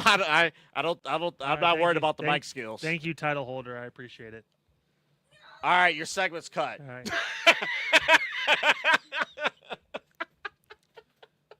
The bottom line is Meg's got you covered. It was only a matter of time before this segment continued to go off the rails. Like most of our promos for Meg does, unfortunately. But, of course, her email, meganrg440@gmail.com. You can see a full profile of Meg up at our website, InsideEdgeNetwork.com as well, to get more in contact with her and figure out what's next for your business. You're planning an event. Maybe you just in general want to see how you can take that to the next level. Meg has got you covered with all of that. Yeah, she does a phenomenal job, getting proud sponsor of our show here at the Side Hustle Wrestling Podcast. I do got to tell you, so at home, my window screens, because of the weather, they're damaged. They're done. So You get new screens? I have to get new screens. You have to, or they're going to provide them? Oh, they're going to provide them. Good. I was They're going to say, you better not be paying for that. Yeah, they'll provide The it. only benefit of renting is I don't have to get my own screens. I know, it's so great. It's great. If something happens in the apartment, I don't have to pay for it. That's Oh the only my! bonus. I was taking the photos and stuff. Oh my! She was so pissed. The whole Oh, it was probably everybody in the complex yeah, is like, she's yeah, it's pissed. I mean, you bulk order at Home Depot for screens. right. All right, load up the van. We're going to Menards. It came off of the tone of I know. You're my fifth call. So I can't have my windows open. No, it's gonna be hot in there. Turn the AC on. I have the AC, You don't have a choice. but it's a little moist A and little moist. and stuff, and I also had a leak. So I had wet towels and stuff. So a little moldy. Modi. These candles. That's MOWLDE. Moldy. Yeah, these candles save me. My place still smells fresh because of Alley Rose fragrances. You know it's fresh when the windows are closed and you're feeling a little bit moldy. And they're great. I have this in transit, ready to arrive at my place next week. But the lemon bar candles are phenomenal, and they last. I mean, well over 3 weeks that they have lasted. And I've had candles in the past that have lasted 2 days. Yeah. I mean, so that's great value. Remember to go to, I was ready to say All Roses after last week. Go to AlleyRoseFragrances.com and use the promo code InsideEdge20 if you're a first-time customer. Use the promo code. It is time for WrestleMania Sunday. Yeah. This is the, if I'm busy this weekend, set aside Sunday. Sunday from 6 to 9:30-ish is where you wanna watch. Yeah, this is the show. They've loaded this one on purpose. A lot of the stories in here are well told, minus maybe one match. But yeah, this is going to be the better of the two, and there's an opening. So there's only 6 on the card today, on Sunday, Saturday at 7. Yeah. So there's some wiggle room possibly to add a match or something crazy could happen with Danhausen or whatever it is. So we'll keep an eye out for that. But the first match, the one that's going to open on ESPN proper. This is the main. This is the big one. The mothership. The mothership of ESPN. Dun-dun-dun, dun-dun-dun. Brock Lesnar and Femi open the show on Sunday. This may be one of the shortest opening matches in WrestleMania history. Brock will be home by the end of WrestleMania. Yes. Brock will be home by the time the Demon is done with his entrance. Yeah. This should be very self-explanatory. They've built this great. Oba's looked strong, and the promo. Yeah, let's talk about the promo. It would have been the promo of the week, not for Bernie Kosar. He dragged it on a little bit long, Mm-hmm. but still got his point across, and the people were behind him. Yeah. And he's got a leg up on guys like Trick and Braun and some of these other guys now because it's been so quick and because of this push he's going to get. He'll be one of the forefront guys we talk about for the next 10 years because of this promo, this angle altogether, but this promo too showed, yes, he can talk. He got Paul Heyman speechless, essentially, because he's that intimidating in person and when you see him, but also he can speak. And that's going to be I knew Paul was going to open the door to him afterwards. Like, oh, you can come with me because, again, next big thing. It's always Paul. What's next? It's there. And Brock's not going to be around for much longer, so he can't keep going back to the meal ticket. He's got to find somebody new. And maybe they will connect one day. Who knows? But in the meantime, not needed. Oba can do it on his own. He should kill Brock in probably about 3 minutes. And we agree with that. I got bigger questions about Oba. So if you're going with the path of he's the next big thing. He's, Brock Lesnar 2002. I'm trying to think of how that booking was back then. Now, I don't want him getting in a King of the Ring qualifying match against a legend in our business and him walking out. I don't want that. No, I think it's a little different nowadays. A little bit different. But what? But I would not be mad if you go with that booking. Would you be mad if he won a world title at SummerSlam this year? Against Roman. If it's Roman, you almost have to. And that's honestly the only saving grace of a Roman reign is if Oba's the one to put him out of his misery and put us out of ours. Thank God. Because at least he'll be there. That's honestly probably what's going to happen. Thank you for not putting that in my head. I'm not going to be able to forget about it. God, I can sit through Roman and his 3 appearances until SummerSlam now. This is great. But he's going to do this. Acknowledge me. I trust that Roman will be around more than 3 appearances. I think you need to really consider what's happening right now. 5 appearances. He'll be there. No, you're Vegas odds 2.5 over under. You pick. From here to SummerSlam? Yeah. Either way, if he wins or loses, he'll be in a match at SummerSlam. He told me on television he is going to rebalance. Excuse me, why? Do what Roman's been doing to you and jerk you off. He is going to rebalance garbage. The ground. Yeah, I'm sure. Rebalance the ground by not walking on it because he won't be there. Yeah, great. So I was thinking again, if you go back to 2002, Brock Lesnar and The Rock, SummerSlam, and Brock Lesnar won the championship. Within 10 months of him debuting, right? Yeah. I was also thinking in my head, okay, maybe that's a little too fast in the WWE world. No. But I would hate it. But let's just say they have other plans. Roman and Oba at Mania 43, if The Rock is not available. Which I'll believe it when I see it at this point. Mm-hmm. He should, but I'll believe it when I see it.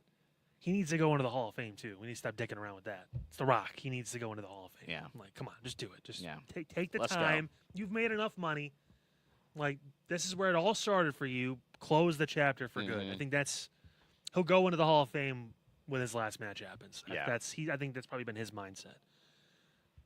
No, I want Oba and Roman at SummerSlam. I don't want to wait till WrestleMania. There you go. I don't think they want to either. Yeah, Honestly, I don't think that's a WrestleMania match. Not the first match between the two. That could be a second match. It could be. That could be Roman coming back to face if Rock's not around because no one else is going to be able to measure up to Oba. It could be because I think the perception is going to be, especially to your point a little bit ago, that if it's Randy Orton and Roman Reigns this summer, you got to give a perception that you are going to move to the younger guys. Open your mind to this, though. The other possibility is Oba versus Gunther. Because at that point, Oba can say he beat Brock at WrestleMania. Gunther can say he retired Brock Lesnar.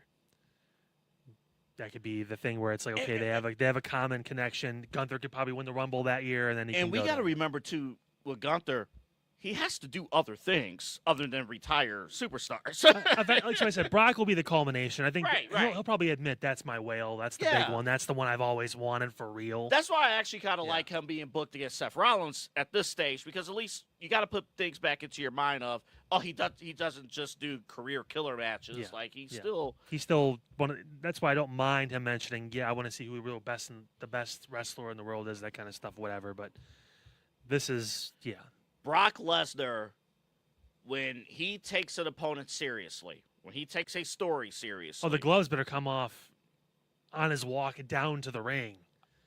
Like, he shouldn't be wearing those things. I need to see, this is me being selfish, somebody needs to be busted open in this match. There's been talk about Oba getting busted open and no selling it. Yeah. Like Brock throwing elbows and stuff. Oh, yes. Because he knows he's a trained professional fighter. He knows how to make someone bleed without hurting them, so he can do it. But, and then Oba just, with the blood, just being like, nope, not going to happen. If there's one match you have to see live this entire weekend. And it won't take a lot of time. If this match goes over 5 minutes, I'll be shocked.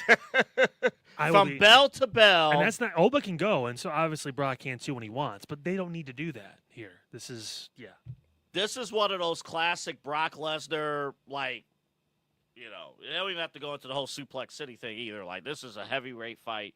Here we go. And it's a great introduction to the WWE brand on the ESPN, on the mothership.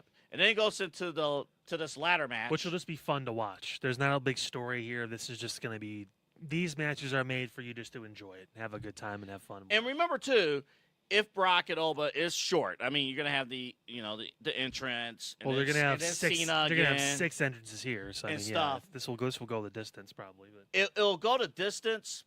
I'm not concerned if Brock and Oba is short. I don't think this match could finish within the ESPN of course. time slot. Oh, well, it will. And still have time.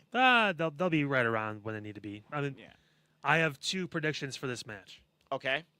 I have what I think is going to happen, and I have of what I want to happen. Okay, you go ahead. What do you want first? What I think is going to happen or what I want to happen? What do you want to happen? I want Javon to win this match. And then there'll be a trend on this evening of some of the biggest stars. This is their first real step into the spotlight. They mentioned it on Raw. He'd be the youngest IC champion in ever, 22. Like that's huge for him. That's unbelievable. And that sets the stones for him to beat Randy when it comes to being the youngest world champion ever, which he very well could because he could win it in 2 years and still be younger than Randy. Yes, that's right. So that's hell yeah, like that's great. What I think is going to happen, because it's on ESPN, is Rey Mysterio wins the IC title. And then you get Dom and Rey. Feel good moment. Well, no, you get Dom and Rey in the next program for the Intercontinental title. Gotcha. Because Dom's going to want it back. You can't really put Dom in a match with Roman. And I truly believe that Rey Mysterio turned down a retirement match. Of course. So that he wants Dom to be the one. So that's fine. It's his son. Also, it's Rey Mysterio. He can call a shot. Whatever he wants, he gets at this point. So again, Cody, you can speak up backstage. Everyone else is doing it. Everybody else is doing it. You've earned it now. You're a 3-time champ. They put the company on your back for a couple of years. You can tell them yes or no. But that's what I think ultimately will happen because they want the Rey and Dom story. So, and they want the IC title to be the centerpiece of that. So I have a sneaky feeling Penta's going to retain. It wouldn't be the worst thing. It wouldn't be the worst thing in the world. But I don't know putting the Rey... exciting pick is Javon. Yes. And to your point about Rey Mysterio is a feel-good pick. I wouldn't mind anyone winning this match besides Dragon Lee. Correct. Anyone can win this. I love those kind of matches where you don't really mind. Because even J.D. McDonough. It'd be great for him. McDonough would be very interesting if he won this match. It elevates him in the Judgment Day, too, and he's worked his ass off. He's been one of the better workers in all of pro I cannot think of a bad J.D. McDonough match. Exactly. I really can't. So. Rusev, very appreciative of the opportunity, and he's somebody, he put over Oba.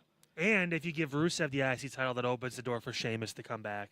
And that could be a match that we would enjoy. And I could see Sheamus beating Rusev, not Rey, not Penta. Right.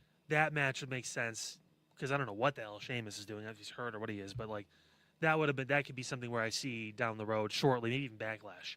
That could be Rusev's match against Sheamus. So I would not don't mind any. I don't mind any of those guys. anybody. Even honestly, even Dragon Lee's had some pretty good matches lately too.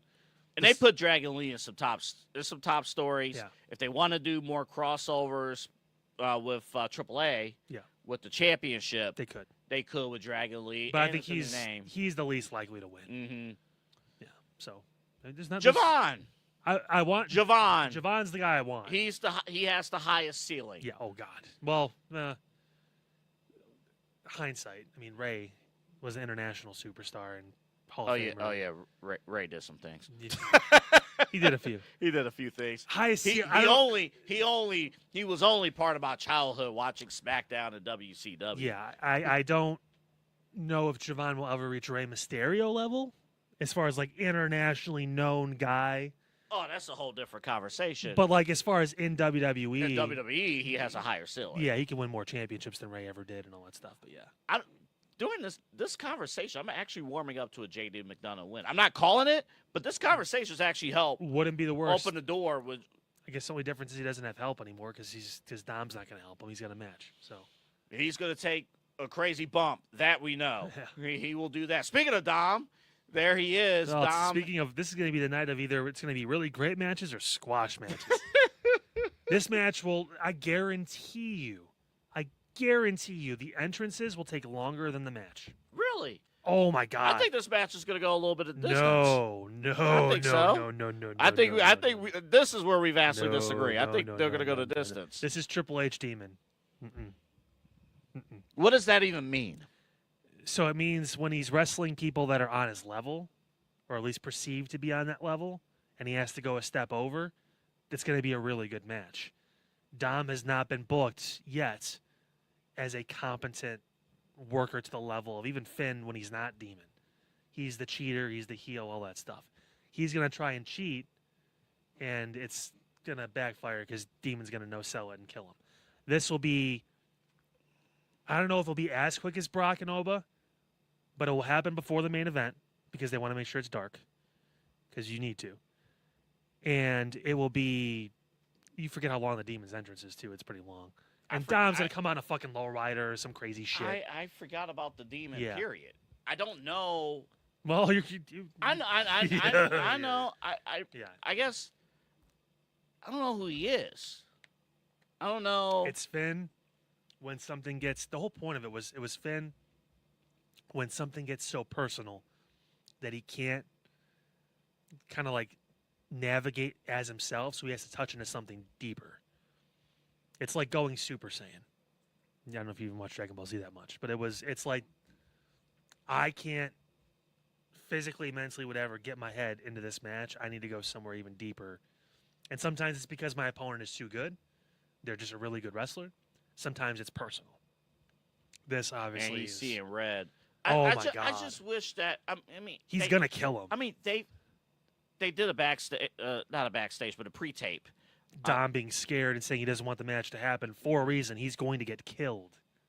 I'm just telling you, we're going to be watching this together on Sunday. I'm just letting you know this is not going to be a great match.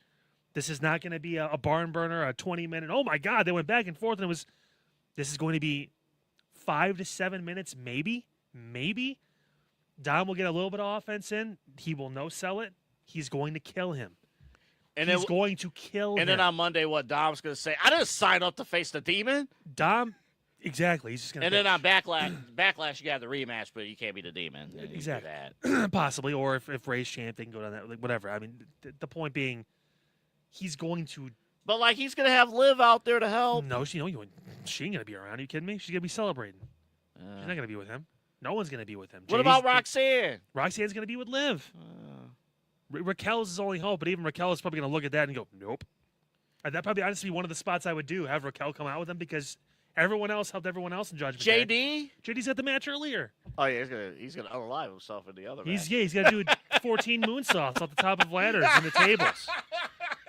He's got to, We're gonna get a medical update on JD during this match when Dom joins him in the hospital because this is gonna be bad. Like he's gonna get not bad as in you're gonna finally get to see the Demon as it was supposed to be, and Demon Finn Balor against Kevin Owens, against Roman, against one of those guys, different, just higher level of a match. This is not meant to be that. This is meant to be think of the Fiend when he debuted. Yeah, and I was gonna bring him up for a bad reason, but yes. Okay. But that was when it was still considered good, and we actually liked it. Yeah. If there's one thing Triple H did right in NXT, it was booking the Demon correctly. He did. In solid matches against really good opponents. This is one of those times, though, where it's not about having a 5-star match. It's about reestablishing this character as a possibility for Finn to go to. Yeah. Because you want him to be able to be in title contention. So, yeah, he's oh, boy. He's going to walk that dog. I'll take your word. I hope you're right. I'll take your word. Liv's not going to be the only one wearing collars after all that's said and done. He going to walk that dog. Triple H was like, I don't even know what lemon pepper steppers mean. I don't know what that means. If Trick Williams, it's because you're 60. If Trick Williams runs out of cool stuff to say, he can't come to me. That's what he said. He did an interview with Shawn Michaels. It was great. God, I like Trick Williams in this match. Oh yeah. I wish this was a triple threat, but bigger story being told. We'll see. Maybe tonight on SmackDown, holding out hope that Melo could be added into this match. Finagles his way into the match. He could be added because Sami Zayn, if we're talking about, who deserves to have a spot, like, Sami, no. But the thing is, from what I was listening to, Sirius XM, Baron Corbin, I forgot his real name, but Baron Corbin was talking about guys in the past who, they're good politicians backstage. They know how to talk themselves into certain things. And Go on. He particularly mentioned in the past Sami Zayn. He referenced an Elimination Chamber match from years ago. Baron Corbin's in it, Daniel Bryan, and various others. And Sami Zayn is in that match. Sami Zayn was supposed to be in the initial rundown the first person eliminated. And then the next day they showed up and they saw, Sami Zayn is not the first person to be eliminated.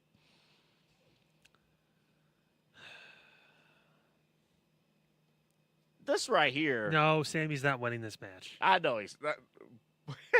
Side note, Liliati will be there. So another celebrity. At least he's been kind of fun and entertaining. But See, he is being handled the way that you should be handling celebrities. Managing. Manager, Hype side man. piece, hype man. That's all you need. That's what you needed. Trick can do the walking, literally. I don't. This will be a good match. It'll be. That's the thing. Other than the BS and stuff with the story, the match will be good. And I would not be surprised if Sami retained because they do try to do some sort of triple threat later. Maybe Backlash is a triple threat with him and these two and Melo. I don't think Melo gets added to the match. Unfortunately, I think he's just. Think so either. I think he's just gonna he's gonna be in the Andre, and that's what it is. Mm-hmm. But Trick should win. Trick gotta win this. This should be the night where we look back, and we say, remember, we look back and we see Batista and Cena winning the titles in 21, WrestleMania 21. Remember that year that Oba, Trick, and Javon all won, and two of them won gold, and one beat the crap out of Brock Lesnar and won that one WrestleMania? Ooh, boy, look at him now. Look at him now. This needs to be one of those times where Triple H needs to realize, yeah, we need to do this. And you got to have, and when you do that, even if you are crapping over, McAfee and the overall storytelling, hey, at least we got something positive to pinpoint WrestleMania 42, even if, run back, save city and stuff. Yep. Yeah, Trick Williams should be a great match. The one match This match has star power. The one match I don't give a shit about. I don't know, and I love Rhea. But again, they threw into this because Bianca wasn't healed, because that damn knuckle was just a son of a bitch to get healed up, I guess. That's a year injury for a finger. That's cut the thing off at this point. You would heal quicker. Who's gonna go quicker in recovery? Her or Darius Garland with his toe? We'll see. I don't know. It doesn't matter. He's done with the season. Yeah. Lost in the play-in in a 9-10 game to an under 500 team. Yeah. Was that a day-to-day injury, by the way? Cavs made the right choice. Yeah. It was time. But no, this is Rhea should win this match. I don't see a reason why Jade should. Just from a standpoint of SmackDown does need Rhea, in that main role for star power at this point. But hey, Jade's a superstar as well. Jade's not going to be around for much longer. And that's why you got to kind of maximize what you. And I think that's why they moved to this match. Yeah.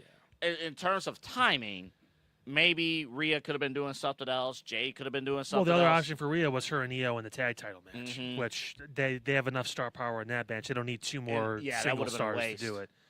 I mean, look at the slide, though. They look like superstars. They look like superheroes almost. Yeah.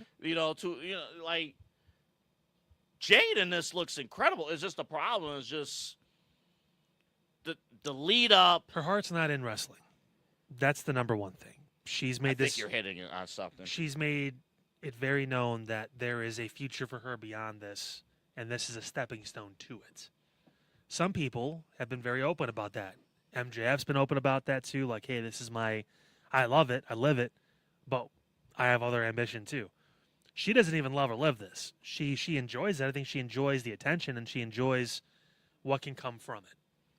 And what can come from something like this too is an opportunity to wrestle the most over woman in the company. Win, lose, or draw doesn't matter. The movie roles are going to line up. The opportunity. She's strong, tall, attractive. She's got everything she's got going for her. This is I think it'll be a fun match because they're both big, they're both strong, they can both wrestle to a point. Jade does not need to win this match. No, it's not going to be about. Nope. It's not going to be about who wins this match. Like I think there's a. I'm not going to say it's a slam dunk. Rhea wins this match because. And eventually, you may get into the Rhea always has to have the championship. That She hasn't for a long time. I know, but it could almost turn into like Has it been Charlotte. a year? It's been a minute. Did she have it? She didn't even have the title even go to last WrestleMania, did she? I think Io had the title. Io had the title. So she hasn't had a title for over a year. I know. Unless I don't she want. won it at one point. I don't from want her Liv, to or get I the don't Charlotte Flair treatment in the past. know. Well, the thing about Rhea and Charlotte is Rhea's Rhea and Charlotte. I know. They don't look anything alike. They don't wrestle the same. Rhea is a different person altogether. Even if she was champion again, or if she was a 14-time champion like Charlotte is or whatever, she's just different. So, real quick on Jade, this is kind of put up or shut up in terms of taking a superstar from AEW who's green, putting them in your system, taking time with her in your system, and now you got to show that this investment was worth it. So in terms of in-ring, that's what you need to see from Jade. People do what, like, I have family members who love Jade, who love, like, again, presentation, the representation, all that stuff. Love her. It just got to put up or shut up in terms of in-ring stuff. The build-up didn't help her. no. The whole The weird tag team, B-Fab yeah, and- that's again, it's giving them something to do. Mhm. You didn't need it. And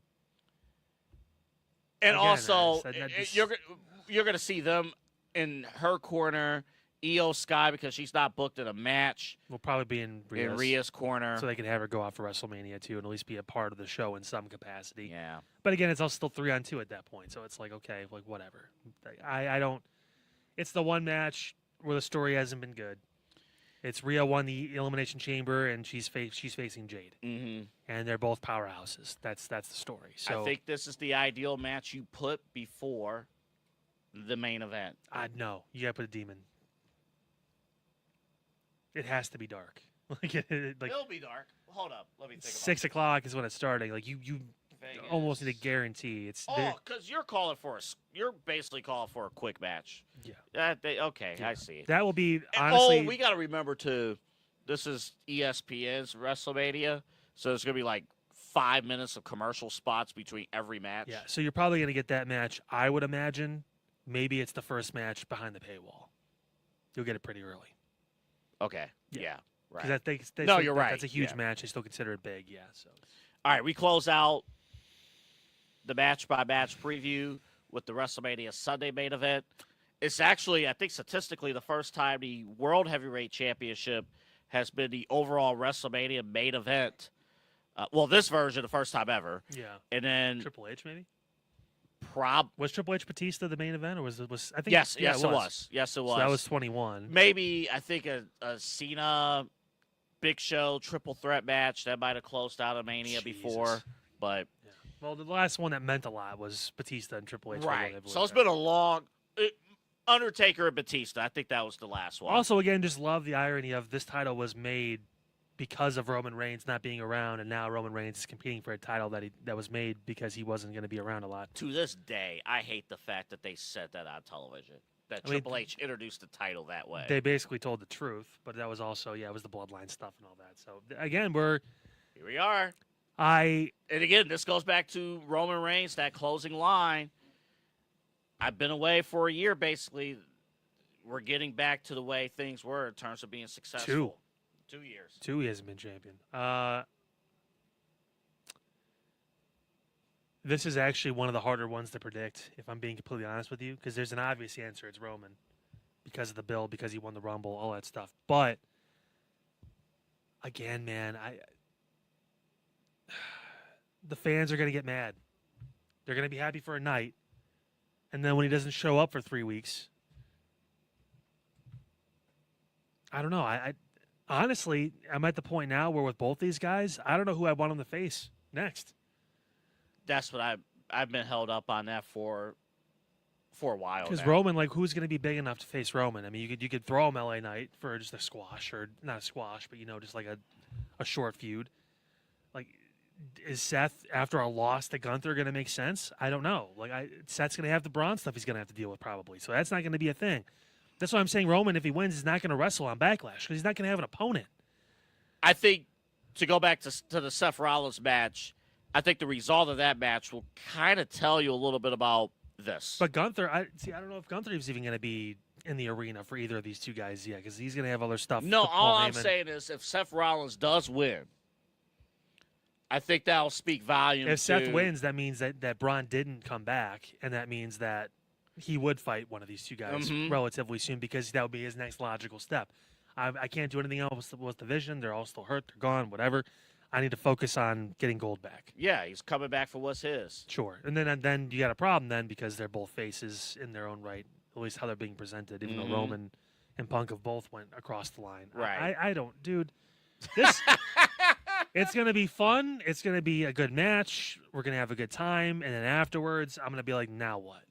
I mean, that's the part that can be exciting in wrestling, but it's also the part that could just make you go, what the hell are we doing here? I have called for 2 big predictions in the lead up to this. They're hot takes. One of them is the Super Bloodline. If we're going to get back to things being the way that they were, everyone has to be on the same page. Of course, you have the Usos. That's a no-brainer. That's Solo, too. Solo is on Raw. I don't know if full-time, but... He was on SmackDown, but yeah. But Solo. What happens tonight? Solo, you have seen with Solo, oh, this is what happens when the family doesn't... Yeah. Well, I mean, they're having that Wyatt's versus the MFT tonight, so if that turns south and Tama Tonga gets them to leave Solo high and dry, there's your opening to get back in to get with the family. I don't know. Yeah. His main family, his real family. Yeah, the real family. And then Jacob is the wild card and all that, too. I don't think he would join a group with Roman just because that dynamic is weird. I know a lot of people on TikTok, when I said that, it was like, I don't know how the Jacob Fatu thing. They can still tell that story. They could, but I still believe in that story. I don't see, after everything he's been through, Jacob going, yeah, I'm going to follow Roman now. But they had a confrontation. All I'll say, you're right, but all I'm saying is there is a way to tell. But that's my thing, though. It's like there has to. Is it a Super Bloodline? I'll tell you what. Why is McAfee saying something about this match? I'll tell you what, though. Who sent McAfee? Again, don't ask the question because Who sent McAfee? You may not get an answer. You keep trying to will this into existence, and I made that mistake last year. Oh, he'll show up. He'll show up. Eventually, he'll do something. Don't expect anything with that. What they could do, the bloodline. Roman comes out Monday. It's back to where it's supposed to be. Then Jacob comes out. Jacob is Roman's first opponent. Okay, I would like that. That would be great. I would like that. Because how did Roman start his title reign? Who did he defend his title against first? Jade. Jey Uso. Bingo. That's how he recruits Jacob. You see, I got my family here, man. We got everybody here except you. What are you doing? Fighting Drew McIntyre? You should be holding gold. Jacob, you're one of the guys, man. Not this one. But you're one of those guys. You could be the next guy. That would get fans at least excited. That's a Roman Reigns promo if I ever fucking heard one. Yeah. That's a 2021 Roman Reigns. Join me, brother. CM Punk, I would love. I mean, CM just Punk's don't one of my know. favorite wrestlers, I just but don't know. I don't know I what's don't know where next. he goes after. Yeah, is he going to fight Gunther again? Is the Logan Paul thing finally going to happen? Because I what don't know. happens? Because what happens if CM Punk wins and then he's celebrating and then Seth Rollins' music hits? There's going to be that. Oh my goodness, again. You know what? At least I know it'll be entertaining because the guys can talk and they have that professional hatred. I think honestly at this point they're probably friends backstage, but like I think by now I think. Oh yeah. Because Punk is proven without a shadow of a doubt he's here and all that stuff. I don't know. You know what? It's why I said before, if they would have pivoted and did Cody and Roman and Seth and Punk at this year's WrestleMania because of the injuries and stuff, I wouldn't have been mad at it. Because at least I know they can have a good match and that they can talk it up. And they don't need 14 celebrities to hype them up to do it. Like I don't know. Winner of this match: 3, 2, 1. Roman. Yeah. Fuck. just please, like, give him someone early that makes him show up. Yeah. Jacob will make him show up. Yeah, he will. He will. But not having anyone for Roman, you know. And Jacob, that's the thing. Jacob Fatu. All right, you beat down Drew McIntyre. Now what's next for him? Yeah, exactly. You know, so not a U.S. title shot. He needs to be in the main event. And on either show, he needs to be the guy. And if he's not going to be in the main event of SmackDown's a little busy, Yeah. that main event scene. So he needs to fight Tony D'Angelo. You know what? Because Tony D's running a freight train through all of NXT right now. Listen, You're truly believe you're a Tony D guy. You like? I truly believe TKO does not know NXT exists, and we're gonna keep it that way. Well, then Fatal Influence will know. Oh, they gonna find out. Joe Hendry might know too. No, they gonna find. That could be Roman's first feud. Joe Hendry. Let's bury him right when he comes up. Side to side day. Missed it by that much. I believe in Joe Hendry. That's Oh, no. Pete's favorite clip. Booker on will have this to show. Booker will have to find a new thing now. But he'll just do a little vice. Yeah, He'll do- yeah, yeah, yeah, He did yeah, that with Jada Parker too. yeah. He did that with Jada Parker. Like, God. Ching, ching. Oh yeah. There's one thing that you'll always know that happens with the Wrestling Observer and Dave Meltzer every single year when he does his awards. You'll never know who's going to win Superstar of the Year, how many 7-star matches did Will Ospreay have, whatever it is. But worst announcer of the year will always be Booker T, and you'll always know. So I have had a full circle with Booker T. It's the You did a 360. You're back to where you started. yeah. It was at first. Oh my goodness, this is cool watching it in the highlights, and then when you watched it, it's like, what is he talking about? And then They do one Booker T appreciation night, and all of a sudden you're back to where you I've started. been back in on Booker T for a long time. I think you know what it was though. I think what it was when I first started covering NXT, Corey was still on the show. Yeah. So nobody did a bad job, but Too many cooks in the kitchen. Type thing. exactly. Yeah. The 3-man announce team, you don't need it. 2 is enough. So once McAfee left and Corey went to Raw, it was again back to Vic and Booker, and Booker's been cool ever since. Oh, dude, 100%. Yeah, he's been cool. Yeah. Okay. Okay.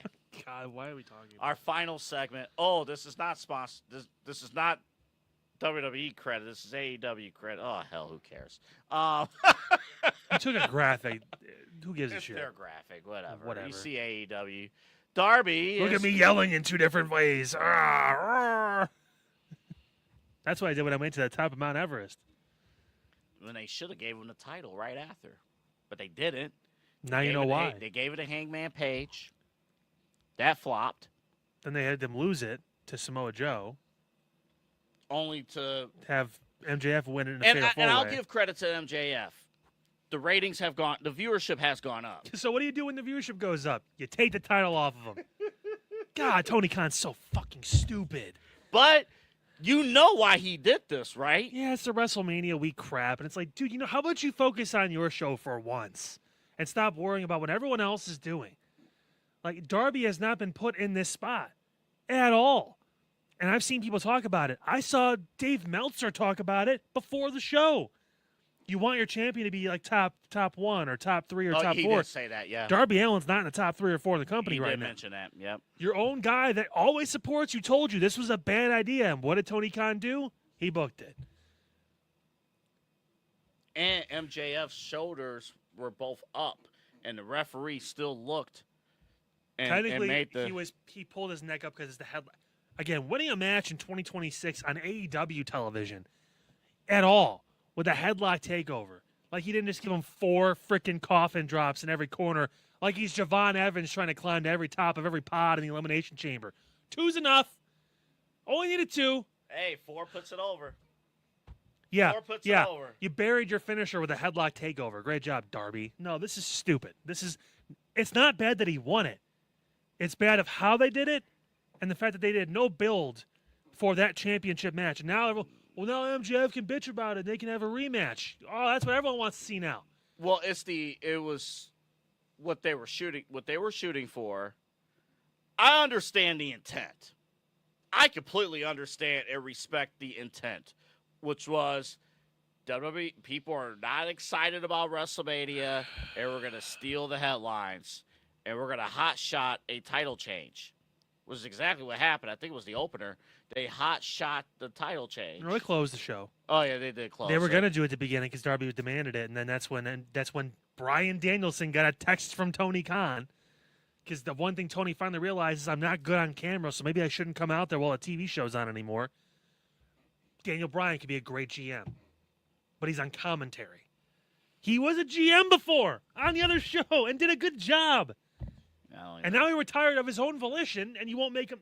It's right there. There's so many a little tweak here or there, and it's like you could do really good TV, and you just. And I hate to say this, I don't even think Danielson's a good commentator. He's not.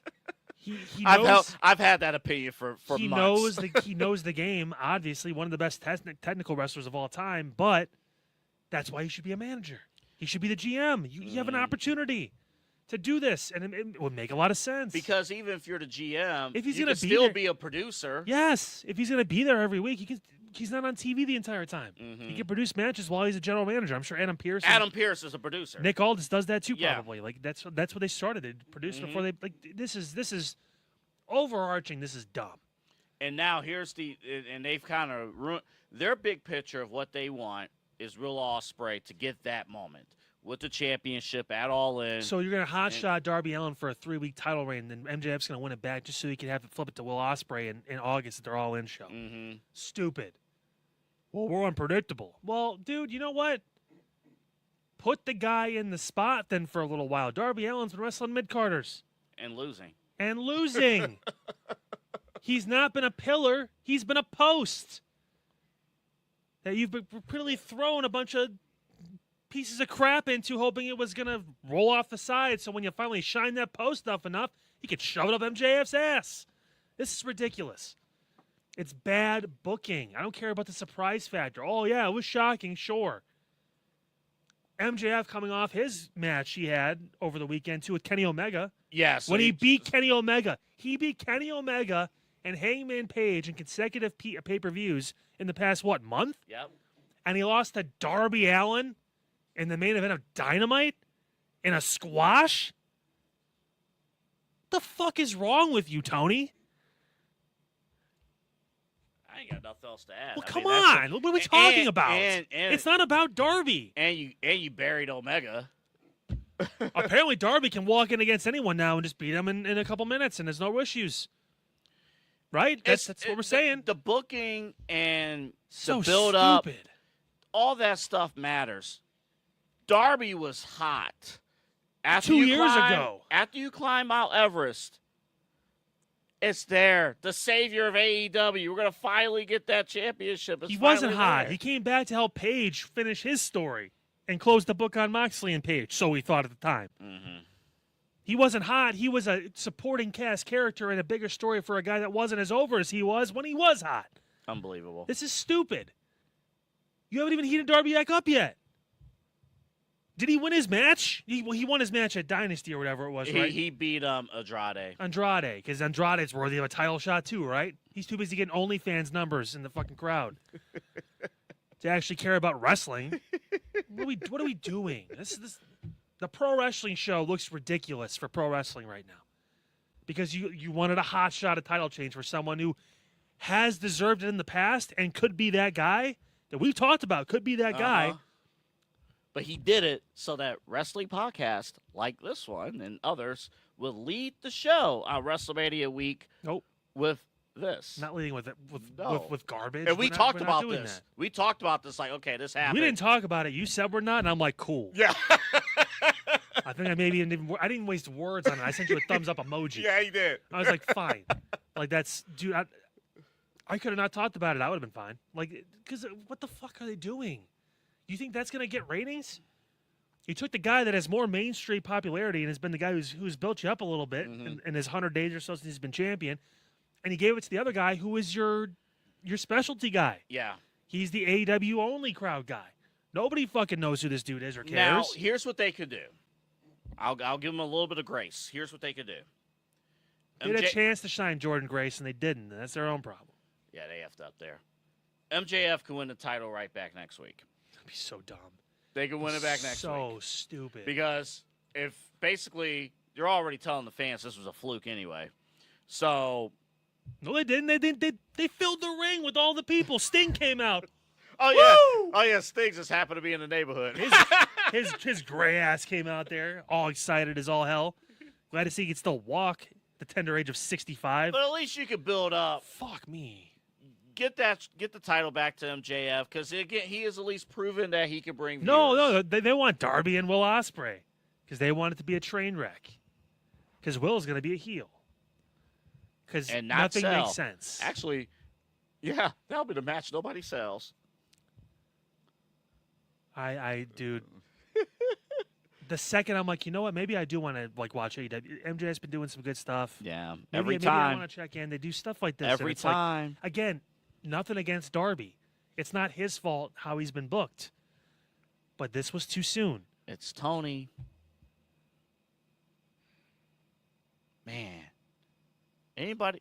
NXT's doing it right. AAA, I've heard from friends that AAA, if you're a regular watcher of AAA, they're doing great things right now.